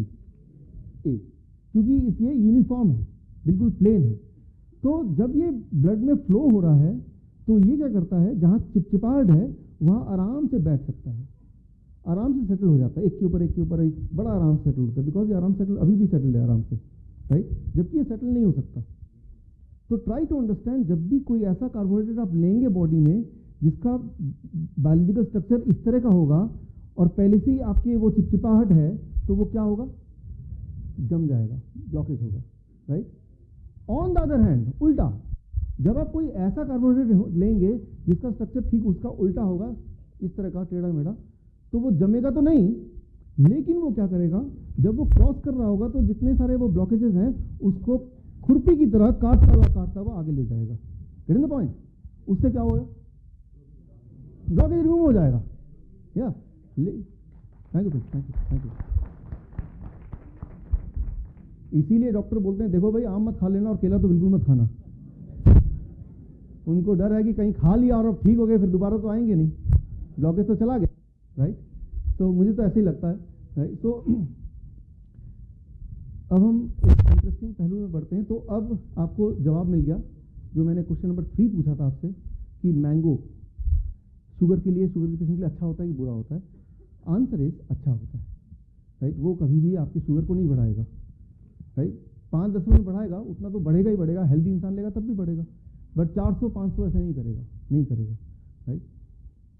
अब आता है एक क्वेश्चन, ये जो ब्लॉकेज है ये क्या कर सकता है हमारे लिए? आपको पता है हार्ट अटैक कर सकता है, आपको पता है ब्रेन स्ट्रोक कर सकता है, ये ब्लॉकेज बॉडी के किसी भी ऑर्गन में हो सकता है ना, क्योंकि ब्लड वेसल तो हर जगह है, कार्डियोवैस्कुलर तो हर जगह है। जहाँ भी ब्लॉकेज होगा तो वो वाला अंग काम करना बंद कर देगा। ब्रेन में ब्लॉकेज होगा उसे हार्ट ब्रेन स्ट्रोक बोल देंगे, हार्ट में होगा तो हार्ट अटैक बोल देंगे। सिमिलरली जॉइंट में हो सकता है जॉइंट पेन, आर्थराइटिस वगैरह बोल देंगे, राइट। तो जितनी सारी बीमारियों के नाम आप जानते हैं, लाइफस्टाइल डिजीज की बात करें, उन सारी बीमारियों का जो एक कारण है वो है ब्लॉकेज। पेनक्रियाटिस है, कोलाइटिस है, राइट। तो यूँ मानिए जैसे आइटिस बोला है तो आइटिस तो हो गया घाव, इन्फ्लेमेशन, और पेनक्रियाटिस मतलब घाव कहाँ पे? पेनक्रियास में। कोलाइटिस, आइटिस तो घाव हो गया, कोलोन में घाव, आर्थराइटिस जॉइंट्स में घाव, राइट। तो अब घाव कहाँ से होता है? जब ये ब्लॉकेज होता है कुछ समय बाद यहाँ पे फिर इन्फ्लेमेशन, अगला स्टेप है बॉडी का इन्फ्लेमेशन, घाव। एक एक्सपेरिमेंट करके देख सकते हैं आप मोमबत्ती लीजिए, उसका मोम पिघला के कहीं लगा दीजिए, अगर वो लगा रहे 2-4 दिन तक तो उसके बाद घाव आने लगेंगे नीचे से, राइट। क्योंकि न्यूट्रिशन नहीं जा पा रहा, ना आ पा रहा, ना एयर लग रहा, तो बॉडी क्या करेगा? घाव बनाएगा। बॉडी की ये प्रवृत्ति है, ये टेंडेंसी है। तो घाव जब होता है तो ब्रेन क्या करता है? सिग्नल भेजता है पेन का, दर्द का आपको, ताकि आपको पता चले कि वहाँ कुछ गड़बड़ है, आपको ठीक करना है, राइट। घाव से पेन कैसे आता है? घाव से पेन अपने आप नहीं आता, ब्रेन सोचता है चलो उसको बता दूं यहाँ पे कुछ गड़बड़ है, ताकि आप कुछ करें, उस ऑर्गन को कम इस्तेमाल करें, राइट। तो that is what is any kind of pain. Body में कहीं भी पेन होता है तो उसका कारण है इन्फ्लेमेशन, घाव। घाव का कारण है कि वहाँ कभी ब्लॉकेज रहा होगा, now it is being converted into घाव, राइट। तो उस घाव को भरने का मलहम कोई मेडिकल साइंस में नहीं है, ना इस ब्लॉकेज को खत्म करने का मरहम या कोई तरीका मेडिकल साइंस में नहीं है, खाने में ज़रूर है, राइट। तो ब्लॉकेज पे आ रहे हैं, तो अब इस लेक्चर का मेरा सबसे इंटरेस्टिंग पार्ट, मुझे लगता है ये सबसे इंटरेस्टिंग पार्ट यही है, इस पर मैं आने वाला हूँ, एंड वो है कैंसर। घाव या इन्फ्लेमेशन या फिर ब्लॉकेज का कैंसर से कैसे इंटरेस्टिंग बीमारी है, बड़ी मज़ेदार, राइट। कैसे? देखिए, आपको लगेगा कि अगर कोई भी बीमारी होना हो मुझे तो मैं कैंसर को चुनूंगा, जो मैं एक्सप्लेनेशन दे रहा हूँ उसके बाद। और एक टाइम आया कि ये ब्लॉकेज पूरा हो गया और ये मान लीजिए ये पेनक्रियाज में है या किडनी में है, कोलोन में कहीं पे है। अब इसका मतलब इसके आगे के जो यहाँ पे सेल्स हैं, आगे का जो यहाँ पे ऑर्गन है, उसको ब्लड नहीं मिल रहा।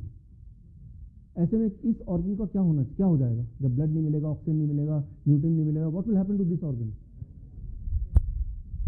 तो आमतौर पे ये डेड हो जाएगा, राइट। मान लो ये हार्ट के मसल्स हैं और हार्ट वाला ये आर्टरी है, तो ये डेड हो जाएगा, उसे कहते हैं हार्ट अटैक। ये ब्रेन की अगर आर्टरी है और ये ब्रेन के सेल्स हैं तो उसे कहेंगे ब्रेन स्ट्रोक, राइट। तो कुल मिला के ब्लॉकेज हो गया, ये सेल्स डेड हो गए और उसके बाद हार्ट अटैक, राइट। लेकिन हमारे बॉडी के हार्ट को छोड़ के बाकी सारे अंग में कई बार सेल्स, ये जो सेल्स हैं, ये इनको जब खाना, ब्लड, ऑक्सीजन नहीं मिलता है जिंदा रहने के लिए, तो ये सारे मिलकर सामूहिक रूप से ये तय करते हैं कि हम मरने नहीं वाले, ये इंसान हमें भोजन नहीं पहुंचा रहा, लेकिन हमने तय किया हम मरेंगे नहीं। फिर वो क्या करेंगे? वो चोरी करेंगे, राइट। चोरी कैसे करेंगे? इसे मेडिकल साइंस की भाषा में बोलते हैं एंजियोजेनेसिस, राइट। वो क्या करते हैं? ये यहाँ से अपने लिए एक ब्लड वेसल तैयार करते हैं, चोरी वाला, चोर रास्ता से, और यहीं से और ऐसे कई जगह और से तय करते हैं, और वो यहाँ से ऑक्सीजन, न्यूट्रिएंट, ब्लड यहाँ से चुरा लेते हैं, राइट। तो अब वो जिंदा रहेंगे। लेकिन यहाँ पे इंटरेस्टिंग बात ये है, मान लीजिए एक चोर है, उसको अपने ऑफिस घर का या उसको अपनी यूनिवर्सिटी का फीस डिपॉजिट करना है करीब 1000 रुपये, और उतना पैसा नहीं और डिपॉजिट करना ज़रूरी है, तो वो सोचता है कि चलो मैं बैंक में जाके चोरी करूँगा। जब सिंदूक खोलेगा तो क्या लगता है पहला बिहेवियर कि उस सिंदूक में से 1000 रुपये गिन के फिर निकल लेगा, या बिहेवियर 2 सारा उस सिंदूक उठाएगा जितना हाथ में आया और तब निकलेगा? पहला या दूसरा? दूसरा। वो काउंट नहीं करेगा, हालांकि इंटेंशन उसकी चोरी की किसी कारण से है, लेकिन जब चोरी कर ही रहा है तो सोचा मैं सारा ही ले लूँ, बात तो एक ही है। अगर पकड़ा गया तो वही लगभग सजा तो एक ही जैसे होनी है। ठीक उसी तरह से जब ये चोरी करते हैं ये सेल्स, तो जो अमाउंट ऑफ न्यूट्रिएंट ये चोरी करते हैं वो उतना नहीं लेते जितना कि इनको जस्ट आवश्यक है, फिर वो ओवर ईटिंग करने में लग जाते हैं। अच्छा, ये ओवर ईटिंग करेंगे तो क्या होगा? यहाँ पे इनकी ग्रोथ ज़्यादा हो जाएगी, ट्यूमर बन जाएगा। तो what is cancer? Cancer is जब कोई भी अंग बाकी अंग के कंपैरिजन में ज़्यादा तेजी से ग्रो करता है, दैट इज कैंसर। कैंसर ऐसा कोई बीमारी नहीं है, वो कुछ सेल्स का बिहेवियर है, वो बिहेव कर रहे हैं speedily, that is cancer. Cancer कोई डिजीज नहीं है खतरनाक कि हम मर जाएंगे। कैंसर एक बिहेवियर है कि आपके, अगर डॉक्टर ऐसा सिंपल बोले कि आपके बॉडी के कुछ सेल्स ने फैसला किया कि मैं थोड़ा तेजी से बढ़ूंगा, तो लोग ज़्यादा घबराएंगे नहीं, बोलते हैं आपको कैंसर हो गया, तो सोचता है आज ही मर गया। जैसे हेलिटॉसिस वैसे ही कैंसर। इन रियलिटी हम सबके बॉडी में कैंसरस सेल होते ही हैं, और इस तरह का हमारे सबके बॉडी में होता ही रहता है। लेकिन हमारे बॉडी के पास कुछ मैकेनिज्म है इसको रोकने का। वो मैकेनिज्म क्या है? हम में से कुछ लोगों की बॉडी में क्या किया, बॉडी ने जब बॉडी को पता चला, ब्रेन को पता चला यार कुछ लोग तो बागी हो रहे हैं, तो ब्रेन ने क्या किया, इसको काट दिया सप्लाई को फर्स्ट, दूसरा यहाँ सप्लाई को ऑन कर दिया, कैंसर खत्म। लेकिन ये काम जो है ये भगवान ने सिर्फ हमारे ब्रेन को दिया है, किसी डॉक्टर को नहीं दिया। ये काम आप ही को करना पड़ेगा अपने लिए। Nobody else can not do it, right? Thank you, thank you. अब सवाल ये आता है, क्या हम करें कि ब्रेन को हम कैसे सपोर्ट करें कि कुछ ऐसा हो जाए कि ये सप्लाई तो कट हो जाए, यानी कि ये सूख जाए ब्लड वेसल जो बनाया था, और ये दोबारा सप्लाई चालू हो जाए। इसका जवाब अगर मिल जाए तो बात बन गई, right? Then the matter is solve. अब मैं अगले 5 मिनट में इसका जवाब देने वाला हूँ, that become the toward the conclusion of it. The answer, अगले उस स्लाइड में आंसर आने वाला है, क्या हम करें कि वो रिवर्स हो जाए जो मैंने आपको दिखाया था condition. The answer is massive dose of nitric oxide. Nobel prize winning science 1998 के अनुसार अगर बॉडी में massive dose of nitric oxide बनना शुरू हो जाए तो वैसा हो सकता है। कुछ लोगों की बॉडी में बनना शुरू होता है तो उनको पता भी नहीं चलता कब कैंसर आया कब गया। जैसे हम सब के बॉडी में कैंसर सेल आते हैं, ट्यूमर बनता है, लेकिन हमें पता नहीं चलता, बॉडी अपने आप ही वो नाइट्रिक ऑक्साइड बना के उसको खत्म भी कर देती है सबके बॉडी में। तो कैंसरस सेल होना या ट्यूमरस ग्रोथ होना कोई अजीब बात, एबनॉर्मल बात नहीं है, वो बॉडी का एक फंक्शन है, राइट? लेकिन हम में से कुछ लोग ज़्यादा जागरूक हैं, हर साल हमें सारे कंप्लीट मेडिकल चेकअप कराना ही कराना है, और मेडिकल चेकअप कराने गए और डॉक्टर ने बोला आपके यहाँ तो ट्यूमर है। वो तो बोला डॉक्टर बताओ कीमोथेरेपी करूँ कि रेडिएशन करूँ कि वो सर्जरी कर दूँ। वो तो उसने क्या किया, बॉडी का जो मैकेनिज्म है उसको ठीक करने का, उसको बीच में ही इंटरप्ट कर दिया। और ऐसे में क्या होता है, दैट इज मोर इम्पॉर्टेंट, जब कोई ट्यूमरस सेल कहीं पे है, मान लो ट्यूमर है ऑलरेडी, इसको ध्यान सुनिएगा, इससे किसी की जान बच सकती है। अगले 2 मिनट में जो बोलने जा रहा हूँ, मान लो कोई आपके पास आता है कि डॉक्टर ने ट्यूमर डिटेक्ट किया है, क्योंकि यहाँ पेन हो रहा था, मैं डॉक्टर के पास गया, डॉक्टर ने बोला अल्ट्रासाउंड कराओ, एक्सरे कराओ, कुछ भी, और उसमें ट्यूमर निकला, और फिर बोलेगा डॉक्टर बोलेंगे कि भाई बायोप्सी कराओ। याद रखिए बायोप्सी क्या होता है कि चलो डॉक्टर ये बोलेंगे कि मैं पता नहीं अंदर क्या सेल किस तरह का बिहेव कर रहा है, वो चोरी वाला सेल है या यूं ही है, खतरनाक है कि खतरनाक नहीं वाला है। तो कुछ सेल यहाँ से हम निकालेंगे, उसको माइक्रोस्कोप के अंदर डालेंगे, उस सेल को अलग से कल्चर करेंगे कुछ दिन तक, तो वो सेल कैसे बिहेव करते हैं इससे हमें पता चल जाएगा वो कैंसरस ग्रोथ वाला सेल था या नहीं था। एक इंपॉर्टेंट बात याद रखिए, बहुत इंपॉर्टेंट, जैसे ही आपने उस वहाँ से सेल निकालने के लिए बॉडी को काटा या सेल्स को छेड़ा, वो जो गुट था उस गुट में फैल जाएगा कि हम पे हमला हो गया है। अब वो गुट क्या करता है, जब हमला होता है गुट बोलता है फैल जाओ बॉडी में, अलग अलग ऑर्गन में फैल जाओ। तो वो जो कैंसर सेल है कुछ ब्लड वेसल के रास्ते लंग्स में पहुंच जाएगा, कुछ ब्रेन में पहुंच जाएगा, कुछ हार्ट में पहुंच जाएगा, राइट? हाँ, हार्ट में पहुंच जाएगा, लेकिन हार्ट में पहुंचने के बाद क्या नहीं होने वाला, हार्ट कैंसर नहीं होने वाला। वो क्यों, मैं उस पर आता हूँ, राइट? बॉडी के सारे अंगों में पहले ही पहुंच जाओ, that is what it will do. तो जैसे ही आप बायोप्सी कराएंगे तो वो बायोप्सी वाला पेशेंट इमीडिएटली ही will go to third stage cancer. Third stage cancer क्या होता है, जब बॉडी में स्प्रेड होता है, that is called third stage cancer. तो थर्ड स्टेज कैंसर अपने आप में नहीं हुआ, that is because of the biopsy, right? So biopsy मतलब छेड़छाड़ करना। तो अगर सर्जरी करते हैं वो भी छेड़छाड़ करना ही है ना, उसका ही एक रूप है, राइट? तो सबसे ज़्यादा ज़रूरी है कि छेड़छाड़ ना करें ताकि वो फैले ना, और जब फैल जाएगा तो क्या करेगा, कहीं पे ज़्यादा फैलेगा कहीं पे कम फैलेगा। जहाँ पे ज़्यादा फैलेगा वो वाले ऑर्गन में ज़्यादा तकलीफ होगी, तो सबसे पहले आपका डॉक्टर उस ऑर्गन को ज़्यादा डिटेक्ट करेगा, सोचेगा कि आपको तो ब्रेस्ट कैंसर है, whereas the cancer is already there in lungs but in small size, right? इस तरह से। So the first thing is कि बायोप्सी कराना नहीं है कभी भी, इवन एक्सरे भी नहीं कराना। क्यों?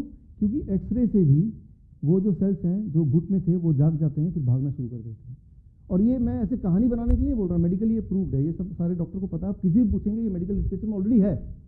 एक्सरे कराएंगे, बायोप्सी कराएंगे, your chances of cancer increases by 3 to 4 times, already है, कोई नई बात नहीं है। लेकिन उसका मैकेनिज्म है, जस्ट मैं उसको समझाने की कोशिश कर रहा हूँ। हार्ट में कैंसर क्यों नहीं होता, ये इंपॉर्टेंट है।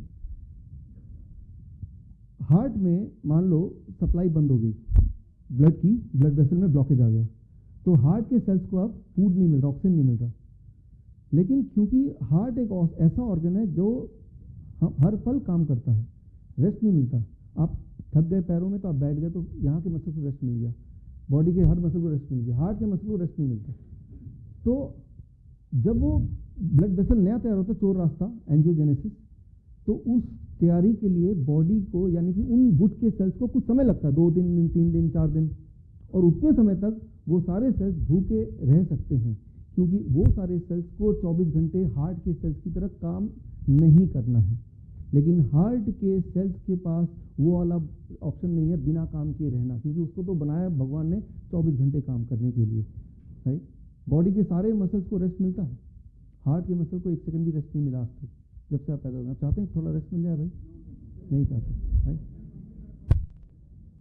जब सोते हैं तब भी हार्ट चलता है, रेस्ट उसको तब मिलेगा जब आपको रेस्ट मिल जाएगा परमानेंटली, उससे पहले नहीं, राइट।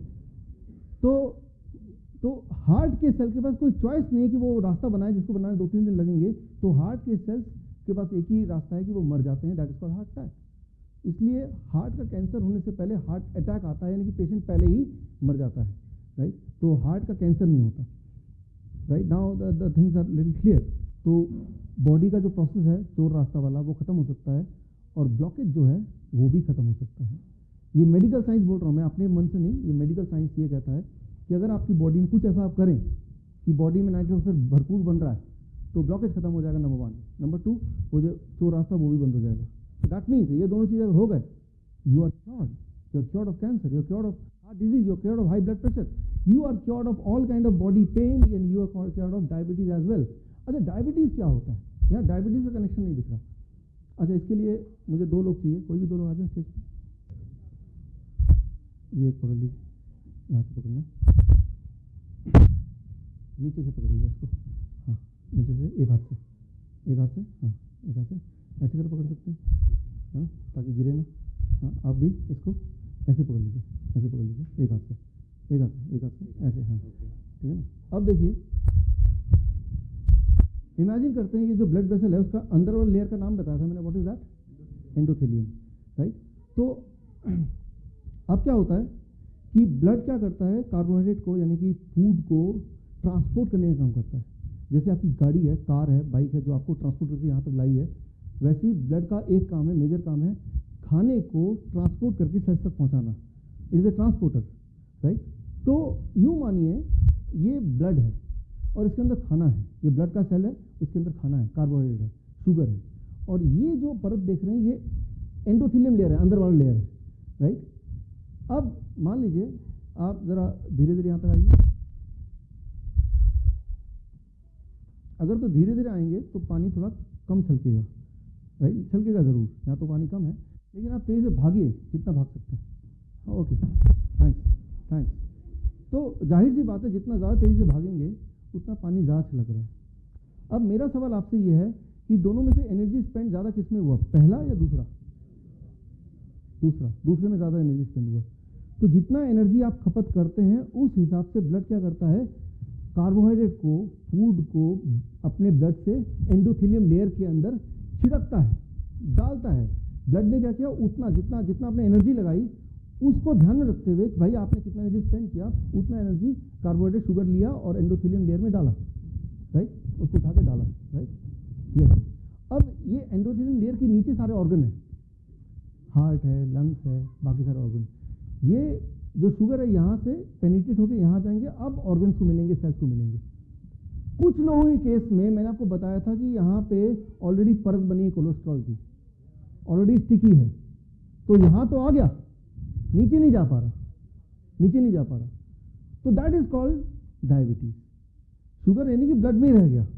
अब आप शुगर निकालेंगे, ब्लड निकालेंगे, उसको ग्लूकोमेट डालेंगे तो आपका शुगर ज़्यादा बढ़ा हुआ दिख रहा है, क्योंकि इसने तो ब्लड ने तो फेंक दिया, इतना काम कर रहे हैं तो इतना शुगर जाना चाहिए आपको, लेकिन एंडोथेलियम लेयर जो है वो स्टिकी है, वो नीचे नहीं पेनिट्रेट कर रहा है, वो ऑर्गन तक नहीं पहुंचा रहा है, राइट। तो आप गौर कर रहे हैं कि चाहे डायबिटीज़ हो या ब्लड प्रेशर हो या कैंसर हो या हार्ट डिजीज हो, सबका जो कॉमन सा ही कारण है एंडोथेलियम लेयर का जो हेल्थ है, that is the health of your body. Thank you. तो अब आपको ये समझ आया कि डायबिटीज कोई अलग रोग है, कैंसर कोई अलग रोग नहीं है। All are the disease of endothelium layer of the body. हर एक में पहला स्टेप क्या होता है कि एंडोथेलियम लेयर जो है वो लेयर स्टिकी हो जाता है, ब्लॉकेज हो जाता है। फिर उसके बाद उसका रिस्पॉन्स क्या आएगा, उसका बीपी आपका अप हो जाएगा या शुगर डाउन हो जाएगा या अप हो जाएगा, that is depends on jeans, genetics. लेकिन बीमार जरूर पड़ेंगे, जेनेटिक्स के अब काम आता है, और जेनेटिक्स की बारी अब आती है, अगर आती है तो थोड़ी बहुत। तो अब आता है आपका formula to produce massive nitric oxide. अगर आपने वो नाइट्रिक ऑक्साइड बॉडी में डाल दिया, पैदा कर दिया, तो बीमारी सारे गुल। क्यों? क्योंकि स्टिकीनेस खत्म, ब्लॉकेज खत्म और चोर रास्ता खत्म। यही कारण है। अगला मेरा स्लाइड है वो फॉर्मूले की बारी है, राइट। तो इसको ध्यान से देखना ही है आपको। बड़ा सिंपल फॉर्मूला है, दैट इज दिस। ये रहा वो फॉर्मूला। अगर इस फॉर्मूले को अपनाएं या जिन्होंने अपनाया, they are free of all the disease already, right. तो ये फॉर्मूला क्या है, जरा गौर से देखिए।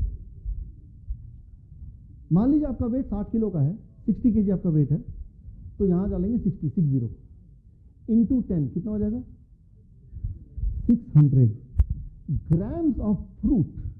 मतलब एक दिन में आपको जो फल खाना उसकी मात्रा कितनी होगी 60 kg वाले इंसान के लिए 600 ग्राम। पूरे दिन भर में फल पेट में जाना चाहिए। कैसे जाएगा वो आपको देखना है, बट 600 ग्राम कम से कम फल जाने चाहिए। प्लस वेट इन केजी, वेट इन केजी मान लो कितना 60 ग्राम का आदमी है ना, 60 kg का 60 लिख दिया into 10, right. Grams of raw vegetable कितना हो गया 600 ग्राम। कम से कम 600 ग्राम क्या वेजिटेबल पेट के अंदर जाना चाहिए उस 60 kg वाले इंसान के लिए। माइनस वो चीजें जो ब्लॉकेज को बढ़ावा देते हैं, माइनस वो चीजें जिनका जो कार्बोहाइड्रेट का मॉलिक्यूलर स्ट्रक्चर कैसा है, स्ट्रेट है, उनको माइनस करना पड़ेगा। जो वजह है उसको माइनस करना पड़ेगा, राइट, सिंपली। तो minus milk and packed food. ये अगर आपने किया और अगर करना शुरू कर दिया तो एक खतरनाक बात यह है कि आपको मजबूरन पहले दूसरे तीसरे दिन दवा छोड़नी ही पड़ेगी। यस, यहां पे कई बार जब मैं मेडिकल कॉन्फ्रेंस में जाता हूं या ये वाला स्लाइड आता है, आप लिखते रहिए जो सवाल लिखते रहिए। तो जब इवन जहाँ पे मैं बिलोंग करता हूँ हरियाणा, जो दूध का देश माना जाता है, दूध का स्टेट माना जाता है, और वहाँ पे भी आयुर्वेदिक मेडिकल कॉलेज में जब मेरा लेक्चर होता है या जब हुआ है, तो यहाँ आते हुए जैसे यहाँ बोला प्रिंसिपल ने बोला डॉक्टर साहब बस हो गया, बाकी हम बाद में देख लेंगे, इसके आगे आप कुछ मत बोलिए। जैसे ही देखा ये स्लाइड, अब तक तो सब ठीक चल रहा था। तो मैं ये बोलना चाह रहा हूँ, मैंने उनको भी ये बोला कुरुक्षेत्र में जब मेडिकल कॉलेज में लेक्चर हुआ, और आपको भी बोल रहा हूँ कि जो मैं बताने वाला हूँ उसके बाद आपको डिबेट ज़रूर करना है, लेकिन मेरी बात सुनने के बाद दूध कोई खाना नहीं है, फूड नहीं है। इंसान एक ऐसा जानवर है जो जीवन भर दूध पीता है, और इंसान ही एक ऐसा जानवर है जो दूसरे जानवर का दूध पीता है। कोई भी और जानवर किसी और जानवर का दूध नहीं पीता। शेर गाय को पकड़ के खा तो लेती, कभी देखा आपने शेर ने गाय को पकड़ा उसका दूध पी रहा? तो कई बार पेरेंट्स बोलते हैं दूध तो बड़ा न्यूट्रिशन होता है, उससे तो बच्चे बड़ी तेजी से बढ़ते हैं। बच्चे बड़ी तेजी से बढ़ते हैं, बात मानता हूँ, क्योंकि दूध के अंदर जो हार्मोन होते हैं, growth hormone, that is about 6 times more than the growth hormone of the human milk. इसीलिए 6 महीने के अंदर एक बछड़ा 90 kg का गाय बन जाता है, और इंसान को 90 kg का बनने के लिए तो पूरा जिंदगी लग जाती है। तो हमारी जो ग्रोथ की स्पीड है वो गाय से अलग है। लेकिन क्या हम अपने बच्चे को भैंस बनाना चाहते हैं? इंसान की ग्रोथ की स्पीड गॉड ने तय की, और हर चीज जो बहुत तेजी से ग्रो करता है वो अच्छा हो जरूरी नहीं है। कैंसर बड़ी तेजी से ग्रो करता है, but that does not mean is good. और अगर आपको ग्रोथ इतना ही करने का शौक है तो हाथी का दूध पिला दीजिए बच्चे को, वो और ग्रो करेगा, राइट। तो मैं ये बोलना चाह रहा हूँ, किसी भी एंगल से देखें तो मिल्क जो है वो भी ब्रेस्ट मिल्क, मदर्स मिल्क, पहले कुछ महीने के लिए जब बच्चे के पास दांत नहीं है, वो कुछ और नहीं कर सकता, भगवान ने इस हिसाब से बनाया है, and that much milk is sufficient for the whole life.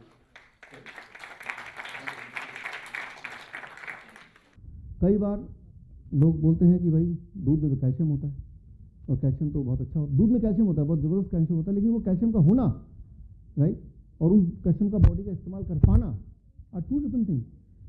जो सब्जियों में कैल्शियम होता है उसका स्ट्रक्चर और जो दूध का कैल्शियम होता है स्ट्रक्चर है टोटली डिफरेंट। दूध का कैल्शियम भगवान ने इस तरह से नहीं बनाया है, वो भी किसी और जानवर का, जो कि बॉडी उसको एक्सेप्ट कर ले आसानी से, राइट। जो जितने स्टोन, किडनी स्टोन होते हैं या वॉल्व में जो कैल्शियम डिपॉजिट हो जाता है, that is the milk calcium. उसका केमिकल स्ट्रक्चर निकाल के देखेंगे कैल्शियम कहाँ से आया, then you will come to know about it, right.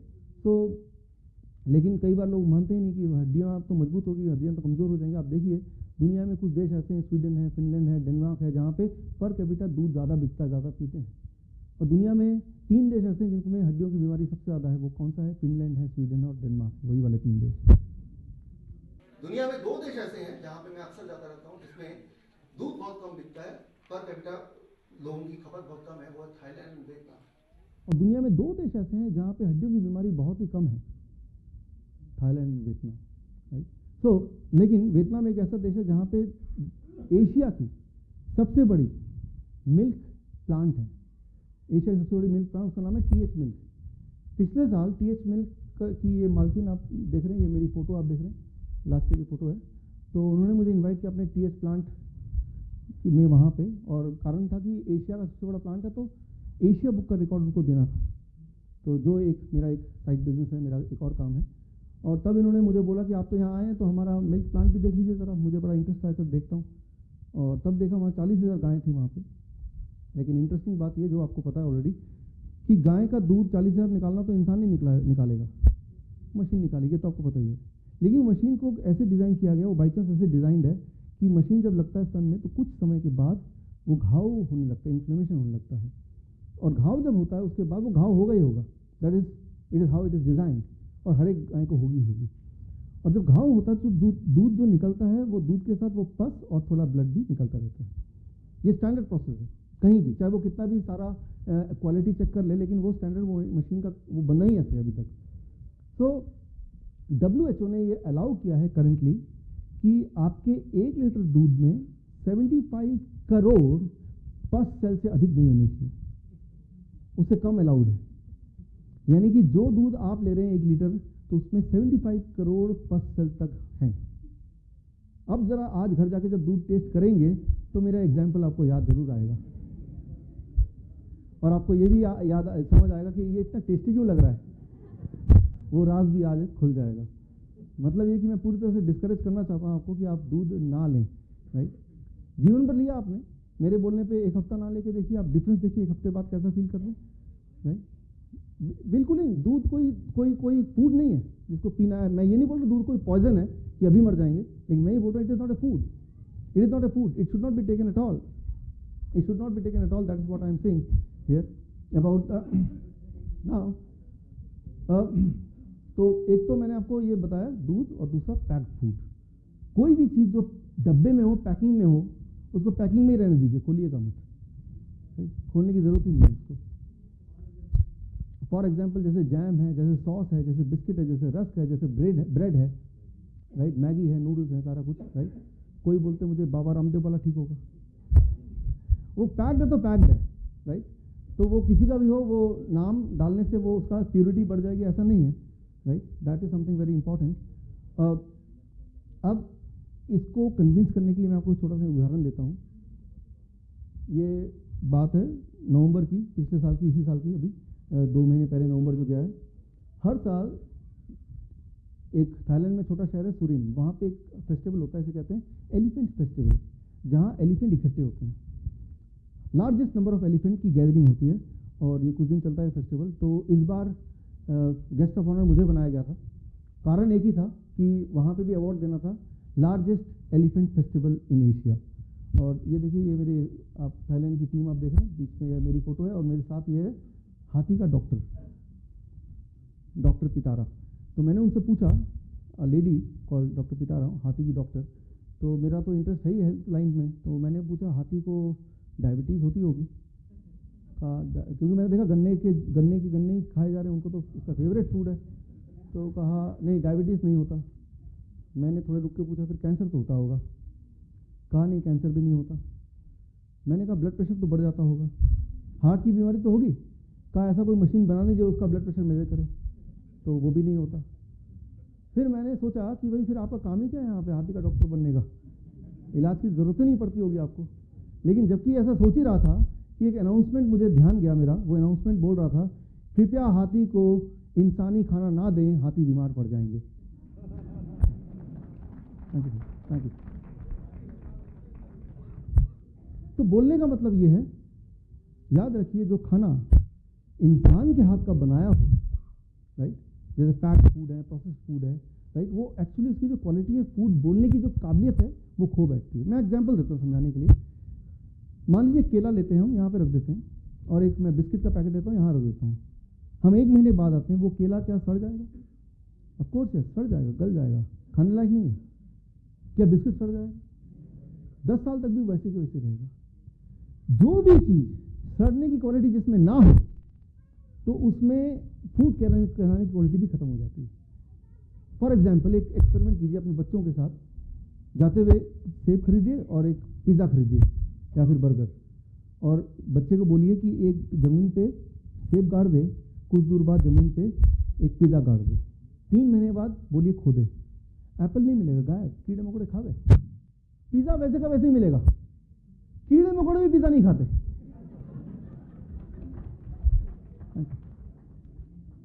सिर्फ इंसान पिज़्ज़ा खाते हैं। जो खाना या जिसे हम खाना बोल रहे हैं, दुनिया के सारे जानवर, कीड़े मकोड़े ने भी रिजेक्ट कर दिया है, वो खाना कैसे हो सकता है? He cannot be called a food। एक बार एक सज्जन ने बोला मेरा डॉग तो पिज़्ज़ा खाता है। अब वो डॉग की मजबूरी है, वो सोचता है मेरा बॉस पिज़्ज़ा खा रहा है, मुझे तो खाना ही पड़ेगा ना। वो फिर ये भी सोचे कि उसको भी डायबिटीज है, कुत्ते को भी डायबिटीज है, दोनों एक साथ इलाज कराने जा रहे हैं अलग अलग जगह पे। तो अगर गिवन अ चांस कुत्ते खुला छोड़ दिया जाए तो वो पिज़्ज़ा नहीं खाएगा। मजबूरी में तो कोई कुछ खा रहा है तो उसको हम रूल नहीं बना सकते, रूल नहीं सोच सकते, राइट। सो अब आती है बात कि ये जो खाना है ये कैसे खाएं, right. That is one question which comes, right, कि मैंने आपको बताया 60 kg के आदमी के लिए कितना फ्रूट था? वो 600, और कितना वेजिटेबल था? यानी कि जैसे वो 1200 ग्राम वो लेगा और लेते ही उसका बॉडी नाइट्रिक ऑक्साइड प्रोड्यूस करेगा, ये मानते हुए कि उसने मिल्क एंड पैक्ड फूड को छोड़ दिया है, ऑयली फूड को छोड़ दिया, तब जाके ऐसा पहले दिन से होगा। और उम्मीद ये करें कि पहले दिन से आपका शुगर ड्रास्टिकली नॉर्मल होने लगा है। अगर उतना ही डोज आप शुगर का मेडिसिन का ले रहे हैं या इंसुलिन ले रहे हैं तो that is very very dangerous, hypoglycemia आ जाएगा। उतना डोज अगर बीपी का दवा का ले रहे हैं तो वो लो बीपी आ जाएगा, that is quite dangerous, right. तो ये चीज़ों का आपको ध्यान रखना है। ध्यान रखने वाली बात यही है। तो ये डाइट का नुकसान ही है कि सारी दवाएं छोड़नी पड़ती हैं आपको, मजबूरी जो 15 साल से चल रही है, 20 साल से चल रही है, लगता है एक दिन में कैसे छोड़ दें। डॉक्टर ने बोला एक दिन में छोड़ने कुछ खतरा हो जाए, खतरा नहीं है। मैं जानता हूँ, मैंने हज़ारों पेशेंट देखे हैं, भाई खतरा नहीं है। मैं अपने पूरे एक्सपीरियंस से बोल सकता हूँ खतरा नहीं हो सकता। मैं आपको एक सबूत देता हूँ इसका। कॉल्डवेल एसेस्टाइन, आगे आपको बिल क्लिंटन का एग्जाम्पल दूंगा, जिनके कुछ डॉक्टर्स हैं जिन्होंने इसी डाइट से उनको ठीक किया। उनमें से एक डॉक्टर का नाम है कॉल्डवेल एसेस्टाइन। मैंने उनसे पूछा कि इस डाइट पे रहने के कितने दिन बाद बीपी गोली छोड़नी चाहिए।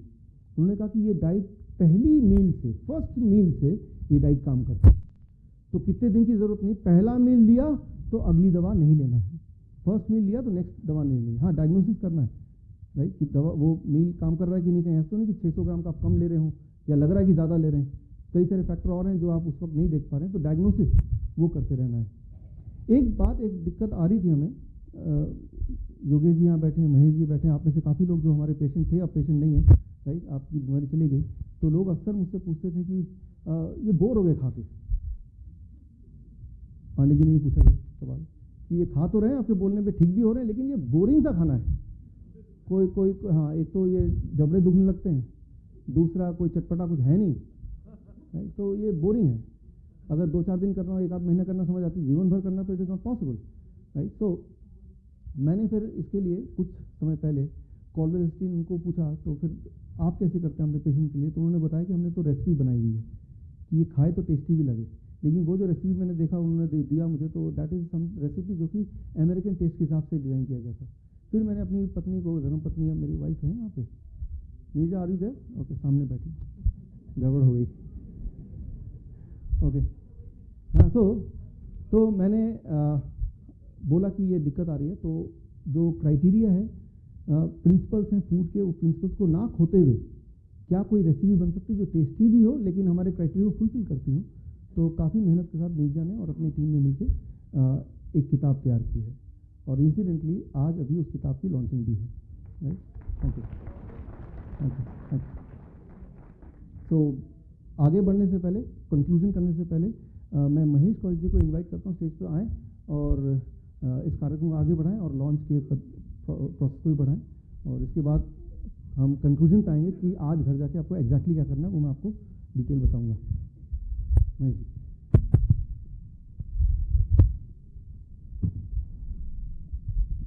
सभी डॉक्टर बंधुओं को मेरा नमस्कार।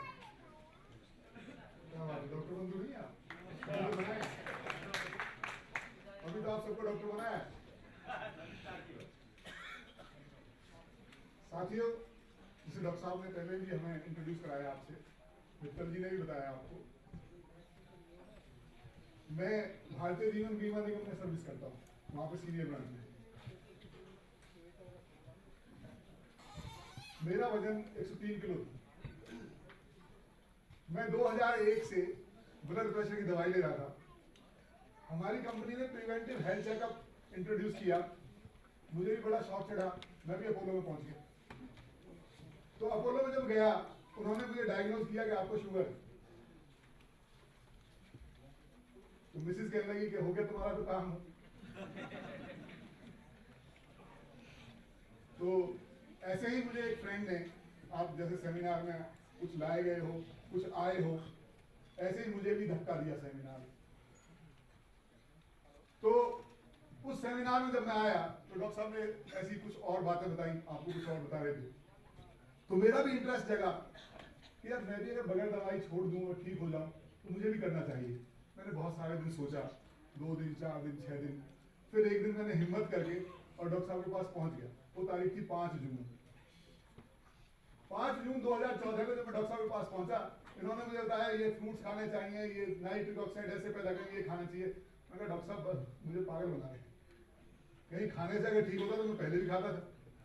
मेरे खाने का स्टाइल ऐसा था कि मैं रात को जब तक नींद नहीं आती थी, जब तक दूध नहीं पी लेता।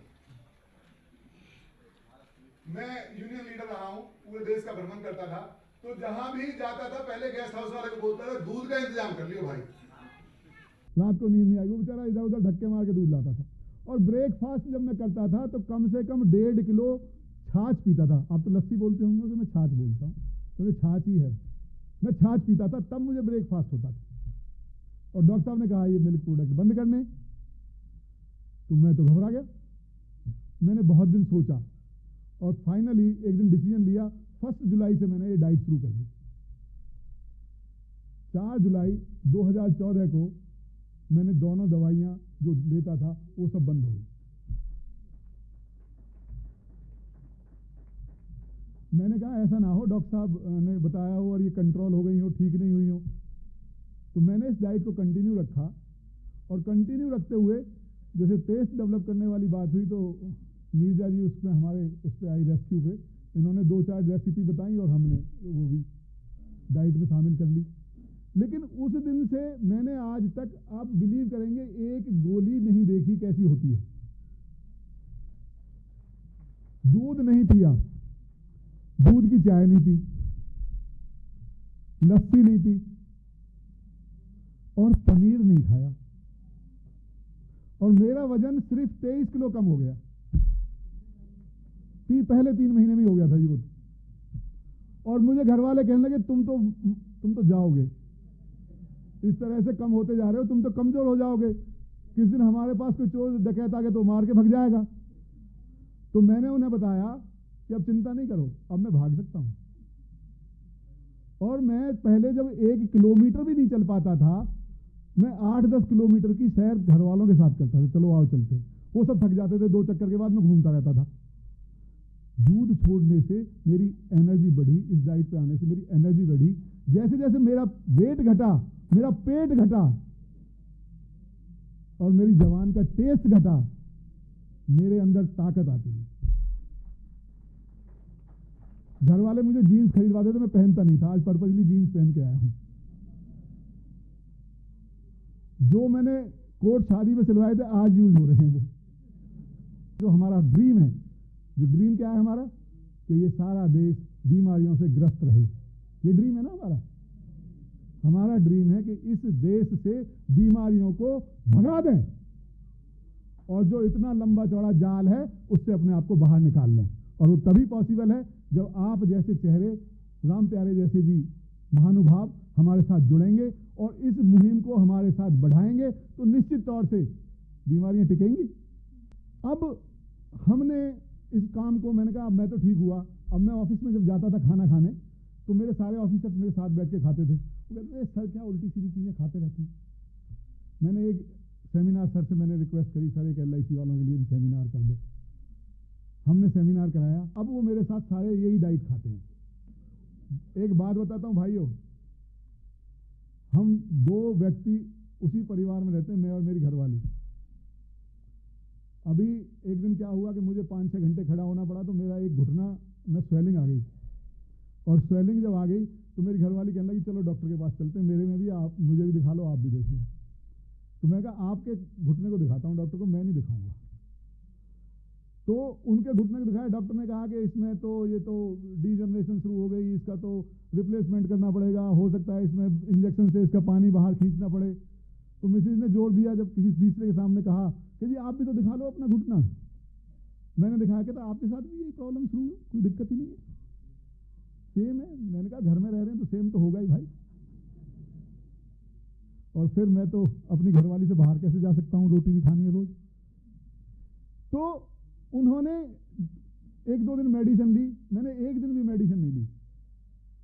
मैं आपको बिलीव करके बताता हूँ कि विदिन 7 डेज मेरे दोस्त आशुतोष जी और योगेश जी मुझे टोकते थे, भाई ठीक हो ठीक हो।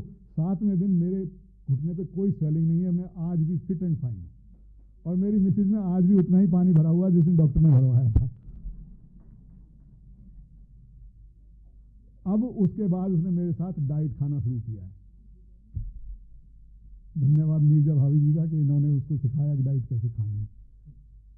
तो दोस्तों इस डाइट का इतना प्रभाव है। अब मजे की बातें हैं, डॉक्टर साहब जैसे बताया कि पांडे जी भी कह रहे थे कि भाई इसको इंटरेस्टिंग कैसे बनाया जाए, तो लो आज इसको भी लॉन्च कर देते हैं। हमारे फरीदाबाद वाले तो तरस रहे हैं, नोएडा वाले तैयार हो जाएं। तो हम ये बुक लॉन्च करते हैं और उस बुक लॉन्च करने के लिए सर्वप्रथम मैं बुलाता हूँ श्री राम प्यारे पांडे जी को। वो हमारे चीफ गेस्ट हैं, स्टेज पर आए। सर इस किताब को लिखने के लिए जिन्होंने अथक प्रयत्न किया है और हमें भी जिनका सपोर्ट रहा, मैं इसके दोनों के लिखने वाले ऑथर्स को बुलाता हूं। मिसेस नीरजा रॉय चौधरी, प्रतीक्षा वत्स, ये दोनों ने मिलकर ये किताब का डिजाइन किया है। और जब आप किताब देखेंगे तो आपको लगेगा कि वास्तव में बहुत मेहनत की गई है। डॉक्टर विश्वरूप राय चौधरी जी, आशुतोष मित्तल जी, योगेश मित्तल जी, भूषण चौहान जी, सुरेंद्र त्यागी जी, कर्नल VN थापड़ जी हमारे गेस्ट ऑफ ऑनर हैं और इन्होंने देश की रक्षा की है। वे डायबिटीज से इस देश की रक्षा करेंगे। आइए आदर्श धवन जी, विनोद कुमार बिधूड़ी जी, डॉक्टर भानु प्रताप जी, रामेश्वर आर्य जी, मंजू अग्रवाल जी, सीताराम जी, डॉक्टर कृष्णा यादव, श्री गोविंद शर्मा, अशोक कुमार पांडे लखनऊ से आए हैं, सिद्धार्थ अग्रवाल, धीरेन्द्र सिंह खत्री, DD शर्मा कुरुक्षेत्र से, डॉक्टर केशव, नरेंद्र जी और अभिषेक जी। और रह गया कौन? मैं भी आ जाता हूं।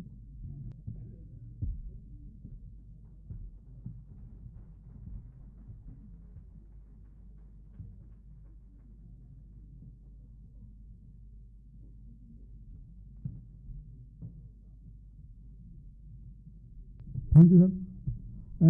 दोस्तों मैं राम प्यारे पांडे जी से अनुरोध करूंगा कि उन्होंने जो अब तक हमारा साथ दिया है, आप उनको कैसा लगा? आदर के योग्य पूरे विश्व में जिनका नाम मैंने कम से कम 100 लोगों से कहा, 75% लोगों ने ये कहा कि वही तो नहीं है जिनका नाम स्मृति के लिए जाना जाता है, मेमोरी के लिए जाना जाता है।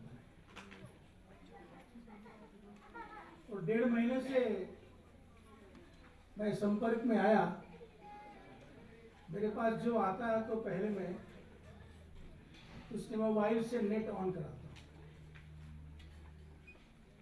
और ये जरूर कहता हूँ कि विश्वरूप है, बी फॉर बॉम्बे से शुरू करना, क्योंकि बंगाली है।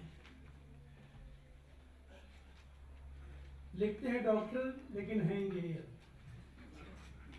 ये भी बताना मैं भूलता नहीं। जब बिल क्लिंटन का नाम लिया तो उसका उदाहरण हर जगह देते हैं। बिल क्लिंटन की 2-4-10 लाइनें भी सुनाते हैं।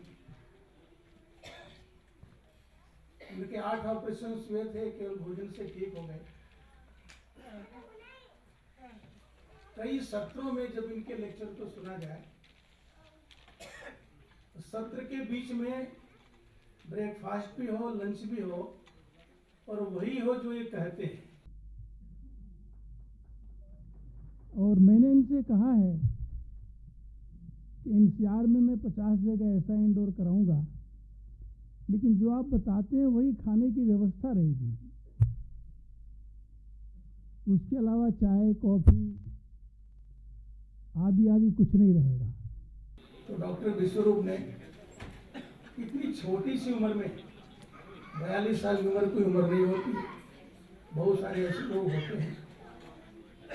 कितना दिन जिए इसका कोई मतलब नहीं, कैसे जिए इसका अर्थ होता है। तो डॉक्टर विश्वरूप अपने जीवन को इतना सार्थक बनाने वाले हैं। भगवान ये करे, ये 123 साल की किसी महिला माँ को देखने गए थे, उसका उन्होंने उल्लेख नहीं किया, मुझे लगता था कि करेंगे। इसी भोजन से महिला आज भी 123 वर्ष की जीवित है, स्वस्थ है। बताया था वियतनाम में गए थे से मिलने के लिए। इतना विषय इनके पास, इतना अनुभव, इतना इतनी छोटी उम्र में है कि एक सत्र में समाहित नहीं हो सकता। इसलिए हम लोग को सुबह 8 बजे से लेकर रात 8 बजे तक बुलाएं। खाने पीने का इंतजाम हम लोग करेंगे और वही करेंगे जो ये खिलाएंगे। जिस चीज़ के लिए शुरू किया ठीक हो जाएगा, ऐसा मेरा विश्वास है। हम लोगों से आपने किताब इसलिए कराया, वो जीवा के लिए कि कैसे टेस्टी बने। उनकी श्रीमती जी इसी पर रिसर्च कर रही हैं, इन्हीं के द्वारा ये लिखित है और आज कुछ लोगों को खिलाया भी। मैं अपने को बहुत कृतज्ञ मानता हूँ, धन्यवाद देता हूँ। डॉक्टर साहब और उनकी टीम ने मुझे आज इस कार्यक्रम में बुलाया और मेरा आदर भी किया। बहुत बहुत धन्यवाद।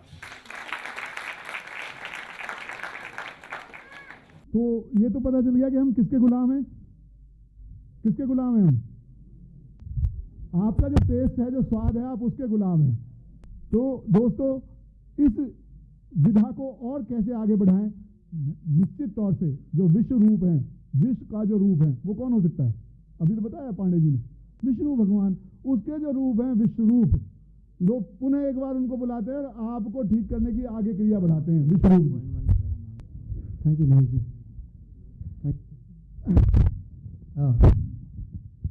हम कंक्लूजन की तरफ बढ़ रहे हैं और हाँ, सवाल उसके बाद होगा। और हमारे प्यारे पांडे जी ने जो आज बताया, ये मैं जीवन भर याद रखूँगा और इसके लिए मेरी मेमोरी टेक्निक की ज़रूरत भी नहीं पड़ेगी। यहाँ पे हम जिस मोड पे हैं, टू कंक्लूड, इसको आज घर जाके आपको क्या करना है, कैसे करना है, that is the most important thing. अभी घर जाएंगे तो what change you have to do exactly, वो आखिरी में मैंने रखा, क्योंकि आखिरी वाली चीज़ हमें ज़्यादा याद रहती है, बीच की चीज़ अक्सर हम भूल जाते हैं। So what we have to do exactly once we go back home today, right. तो मैं अभी सर आपने जो एग्जांपल दिया था, तो मैंने सोचा कि पहले वो वीडियो मैं ज़रूर दिखाऊँ। आप में से कई लोगों ने देखा भी होगा, लेकिन फिर भी देखिए, because I am going to relate with it, कि बिल क्लिंटन ने एग्जैक्टली कैसे किया था, आपको क्या करना है। आपको उनकी हिस्ट्री पता है कि 4 बाईपास सर्जरी हुए थे 2004 में, और 2005 में एक लंग सर्जरी हुआ, और 2010 में 2 एंजियोप्लास्टी हुआ, और तब तक उनका वेट काफ़ी ज़्यादा बढ़ गया। अगर 2010 का यूट्यूब वीडियो देखेंगे, एक तो मोटा पाएंगे उनको और थोड़ा बुद्धू भी पाएंगे, राइट, उनके स्पीच में, भाषण में लोग सोचने लगे ये तो बुद्धू हो गए, और कुछ लोगों लगने लगा कि मोनिका लेविन्स्की के उस केस के बाद शायद ऐसा हो गया।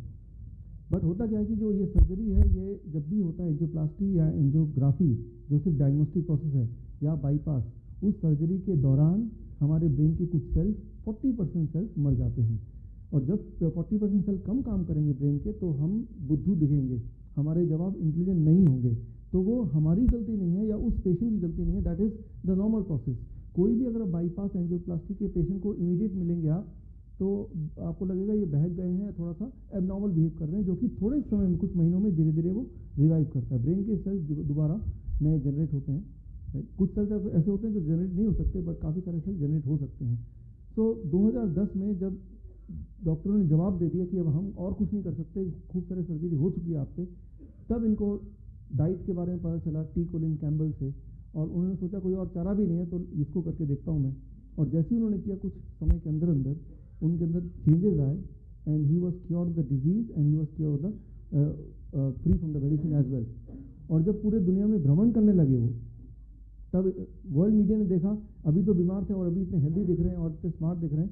तब इलेक्ट्रॉनिक मीडिया ने क्वेश्चन पूछा, आपके नए हेल्थ का जवाब का रीज़न का वो सीक्रेट क्या है। उन्होंने जो राज खोला वो एक बार फिर देखिए, जिन्होंने देखा भी है क्या राज खोला। फिर मैं आपको एक नई चीज़ दिखाता हूँ। But I did it for a different reason. But, I mean, I wanted to lose weight, but I didn't ever dream this would happen. I did it because after I had this stent put in, I realized that even though it happens quite often that after you have bypasses, you lose the veins because they're thinner and weaker than arteries. The truth is that it clogged up, which means that the cholesterol was still causing buildup in my vein that was part of my bypass. And thank God I could take the stents. I don't want it to happen again.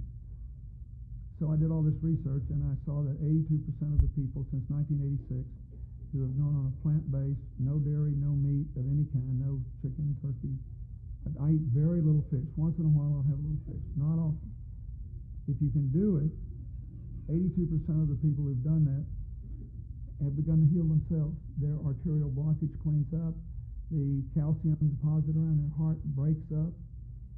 This movement has been led by a doctor named Caldwell Esselstyn at the Cleveland Clinic, Dean Ornish, whom you know, out in California, the doctors Campbell, father and son, who wrote the China study, and a handful of others. But we now have 25 years of evidence.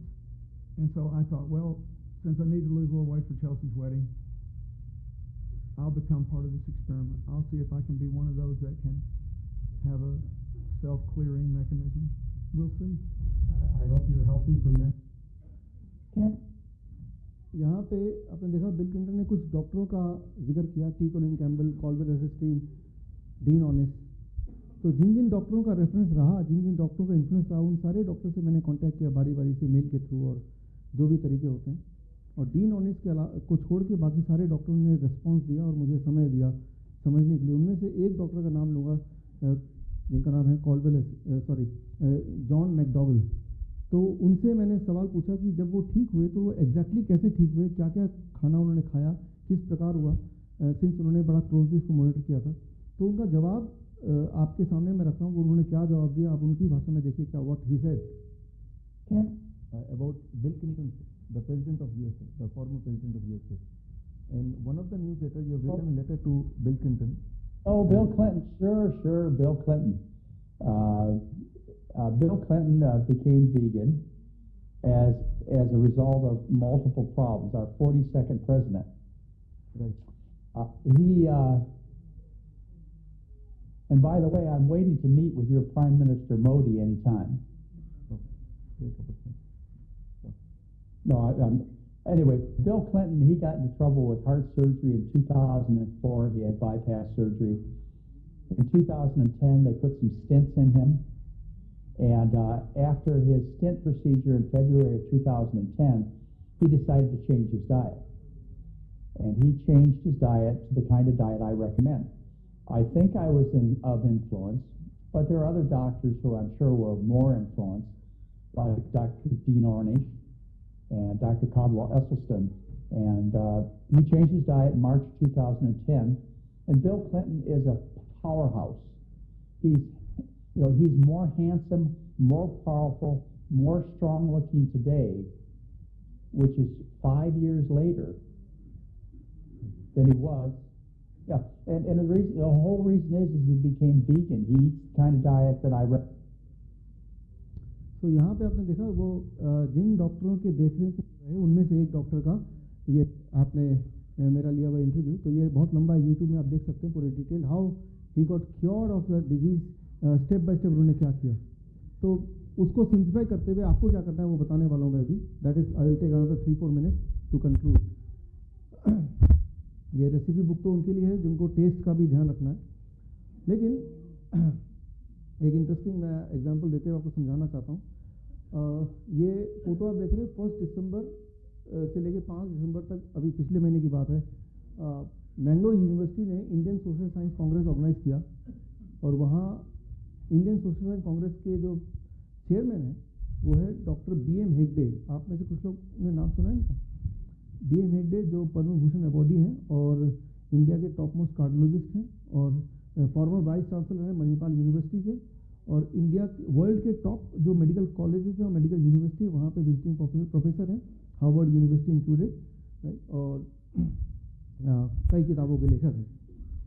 इनका एक mail आया इनके office से कि आप बोलते हैं diabetes 3 दिन में ठीक होती है, इसको बोलना बंद कर दें।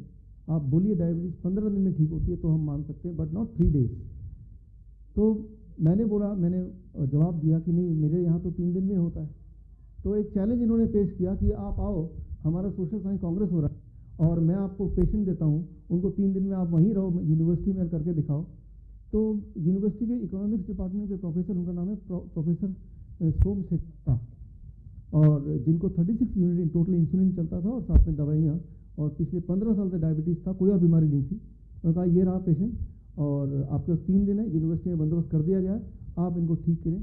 और उन्होंने एक पैनल बनाया, उस पैनल में आप देख रहे हैं CK राजू, जो कि पहला सुपर कंप्यूटर इंडिया का जिन्होंने बनाया था, गूगल करेंगे तो वो ये नाम मिलेगा, CK राजू। और आप देख रहे हैं प्रोफेसर आनंद कुमार, आप में से कुछ लोग जानते होंगे, बहुत फेमस प्रोफेसर है, JNU के प्रोफेसर है, और जो आम आदमी पार्टी के स्टेट टिकट से इलेक्शन भी लड़ा था। और सिमिलरली एक और इकोनॉमिस्ट है यहाँ पे, अशोक जैन। अलग अलग साइंस के लोगों को पैनल में डाला और कुछ 200 डॉक्टर्स जो ऑडियंस में थे, और 3 दिन का समय था, और 3 दिन का नतीजा ये निकला दैट विद इन 3 डेज उनकी 36 यूनिट 0 यूनिट पे आ गई। और तब से लेके आज तक, परसों मेरी उनसे बात हुई, उनका फ़ोन आया था, और फ़ोन में भी सवाल ये था कि डॉक्टर मेरी इंसुलिन तो तब से बंद है, शुगर भी नॉर्मल है, और दवाइयाँ नहीं ले रहा हूँ मैं, बस ये है कि वो थोड़ा सा बोरिंग सा लग रहा है अब। तो थैंक यू। मैंने उनको बोला अगर ये सवाल एक हफ्ता पहले बोलते तो मेरे पास कोई जवाब नहीं था, लेकिन आज मेरे पास जवाब है। तो मैंने कल की डेट में, यानी कि कल सैटरडे को उनको किताब ये कर दिया कि अब इससे पहले कि वो बोर हो जाए और फिर पुरानी डाइट पे चले जाएं, वो खतरा है। तो मैंने वो, ऐसा नहीं कि पुरानी डाइट पे चले जाएंगे दोबारा शुगर हो जाएगा, ऐसा नहीं है, बट ये कि that is the best diet, right. तो मैं ये बोलना चाह रहा हूँ कि जब ये आप करेंगे आज घर जाके, तो क्या आप उम्मीद कर सकते हैं, अगर डायबिटीज़ पेशेंट है, इंसुलिन कितना भी ले रहे हो, अगर सिर्फ आप डायबिटीज़ पेशेंट है, अगर आप BP की गोली नहीं ले रहे, कोलेस्ट्रॉल की गोली नहीं ले रहे, तो आपकी बॉडी में डैमेज ज़्यादा नहीं हुआ। मैंने आपको बताया था BP की गोली डैमेज करता है बॉडी को। तो अगर आप सिर्फ डायबिटीज़ की गोली ले रहे हैं प्लस इंसुलिन कितना मर्जी ले रहे हो, तो ये सर्टिफिकेट है जो मैंगलोर यूनिवर्सिटी ने मुझे दिया on the basis of the trial. तो डायबिटीज़ की गोली से फ्री होने के लिए जो एक्चुअल टाइम लगता है that is about 3 days if you are only diabetic patient, right. और इसी डाइट पे अगर आप रहेंगे थोड़ा और लंबे समय तक, तो 1 हफ्ते के अंदर क्या क्या गोलियाँ आपकी खत्म हो जाएंगी। That is high blood pressure, high cholesterol, intestinal disorder, यानी कि पेट से जुड़ी हुई जितनी बीमारियाँ हैं, एंड थायराइड डिजीज़, ये सारी गोलियाँ बंद करनी पड़ेंगी, otherwise it will be dangerous. 1 महीना लगेगा अर्थराइटिस यानी जॉइंट पेन से जुड़ा हुआ, या किडनी डिस्फंक्शन है, या ओबेसिटी है। ओबेसिटी में you can expect 10% loss of weight. जो मोटे लोग हैं, मान लो कोई 100 kg का है, 1 महीने में वो 90 kg, फिर अगले महीने में 9 kg और कम, और जब वो नॉर्मल में आ जाएगा तब वहीं पे स्थिर हो जाएगा। Liver disorder, heart disease, blockage वगैरह के लिए 6 महीना लगता है, मेरा एक्सपीरियंस अस्थमा के पेशेंट्स को लग जाता है टाइम ज़्यादा, सबसे ज़्यादा 9 महीने लगता है। स्किन डिसऑर्डर के पेशेंट को, या एडवांस स्टेज कैंसर 4th या 3rd स्टेज वालों को 9 महीने लग जाता है on the same food. Right. So ये इस तरह से प्रोग्रेस होता है डिजीज़ के ठीक होने का सिलसिला। तो हमें डायग्नोज करना पड़ता है बार बार कि भाई ब्लड प्रेशर अगर कम हो रहा है तो गोलियां कम करनी है, ब्लड शुगर कम हो रहा है तो दवाइयाँ छोड़नी है, थायराइड की दवाइयाँ छोड़नी है 1 हफ्ते के अंदर, कोलेस्ट्रॉल की दवाइयाँ तो छोड़नी है 1 हफ्ते के अंदर, इंटेस्टाइनल दवाइयाँ तो उसी दिन छोड़नी है। पेट के हिसाब से अगर कोई भी दवा ले रहे हैं तो you have to stop it immediately on the same day जिस दिन से अभी डाइट शुरू करेंगे। So these are some of the things जो कि मैंने इसको इंक्लूड किया है। तो ये हमें कंक्लूड करना है। मुझे ऐसा लगता है कि 1947 तक देश अंग्रेजों का गुलाम था, आज भी हम गुलाम हैं, लेकिन आज हम अंग्रेजी दवा का गुलाम हैं। इस गुलामी से हमें बाहर निकालना है, राइट। तो और इसको करने के लिए किसी की परमिशन लेने की जरूरत नहीं, you can do it on yourself, because इसके लिए कोई गवर्नमेंट कोई ग्रांट करेगा तो, बिकॉज ये आपको ही करना है, अपने लिए ही करना है। तो ये सबसे आसान है और इसका रिस्पॉन्स आपको पहले, दूसरे, तीसरे दिन से नजर आएगा। अब we are coming towards the conclusion. जब यहाँ से बाहर जाएंगे, यहाँ बाहर तो फीडबैक फॉर्म को भरना है, उसको सबमिट करना है। जिनके सवाल हैं, राइट, उनको क्या करना है बता रहा हूँ, लेकिन जब बाहर जाएंगे तो फीडबैक फॉर्म सबमिट करेंगे तो आपको ये कार्ड मिलेगा, और ये कार्ड के हिसाब से जो मैंने आपको ऑलरेडी एक्सप्लेन किया था। और उसके अलावा आपका हुंजा टी का आपका प्रबंध किया गया है। हुंजा टी यानी कि कल से आपको चाय छोड़ना है, लेकिन चाय छोड़ेंगे तो क्रेविंग होगी, चाय पीने की इच्छा होगी, तो उसको रिप्लेस करना है विद हुंजा टी। तो Hunza tea is one of the recipes book का, राइट, तो उसका प्रबंध किया है।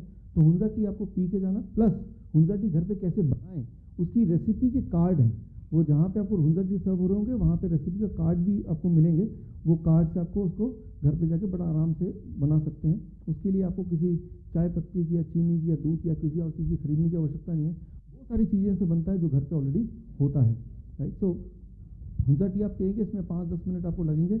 और उसके अलावा जिनके पास सवाल हैं, राइट, 5-10 मिनट बाद, राइट, आप लोग वो लोग जो उनके सवाल हैं दे कैन कम बैक। और जो लोग फर्स्ट रो में जो बैठे हैं या जो हमारे चीफ गेस्ट के इनवाइटीज़ हैं, वो लोग जो अलग अलग शहरों से आए हैं, आप यहाँ से एंटर करके ग्रीन रूम में जाएंगे और 10 मिनट में आपके साथ रहूँगा, राइट, तब तक कि आप हुंजा टी का एंजॉय करेंगे, and then I will come back either here, और अगर यहाँ कोई लोग नहीं आते तो मैं बाहर आ जाऊँगा आपके सवालों का जवाब देने के लिए, राइट। तो मैं उम्मीद करता हूँ कि आप इसको आगे बढ़ाएंगे, पहले अपने लिए फिर लोगों के लिए। हाँ, हुंजा वाला कार्ड भी फीडबैक फॉर्म जहाँ जमा कर रहे हैं वहीं मिलेगा। तो हम दोबारा मिलेंगे। All the best. Thank you friends.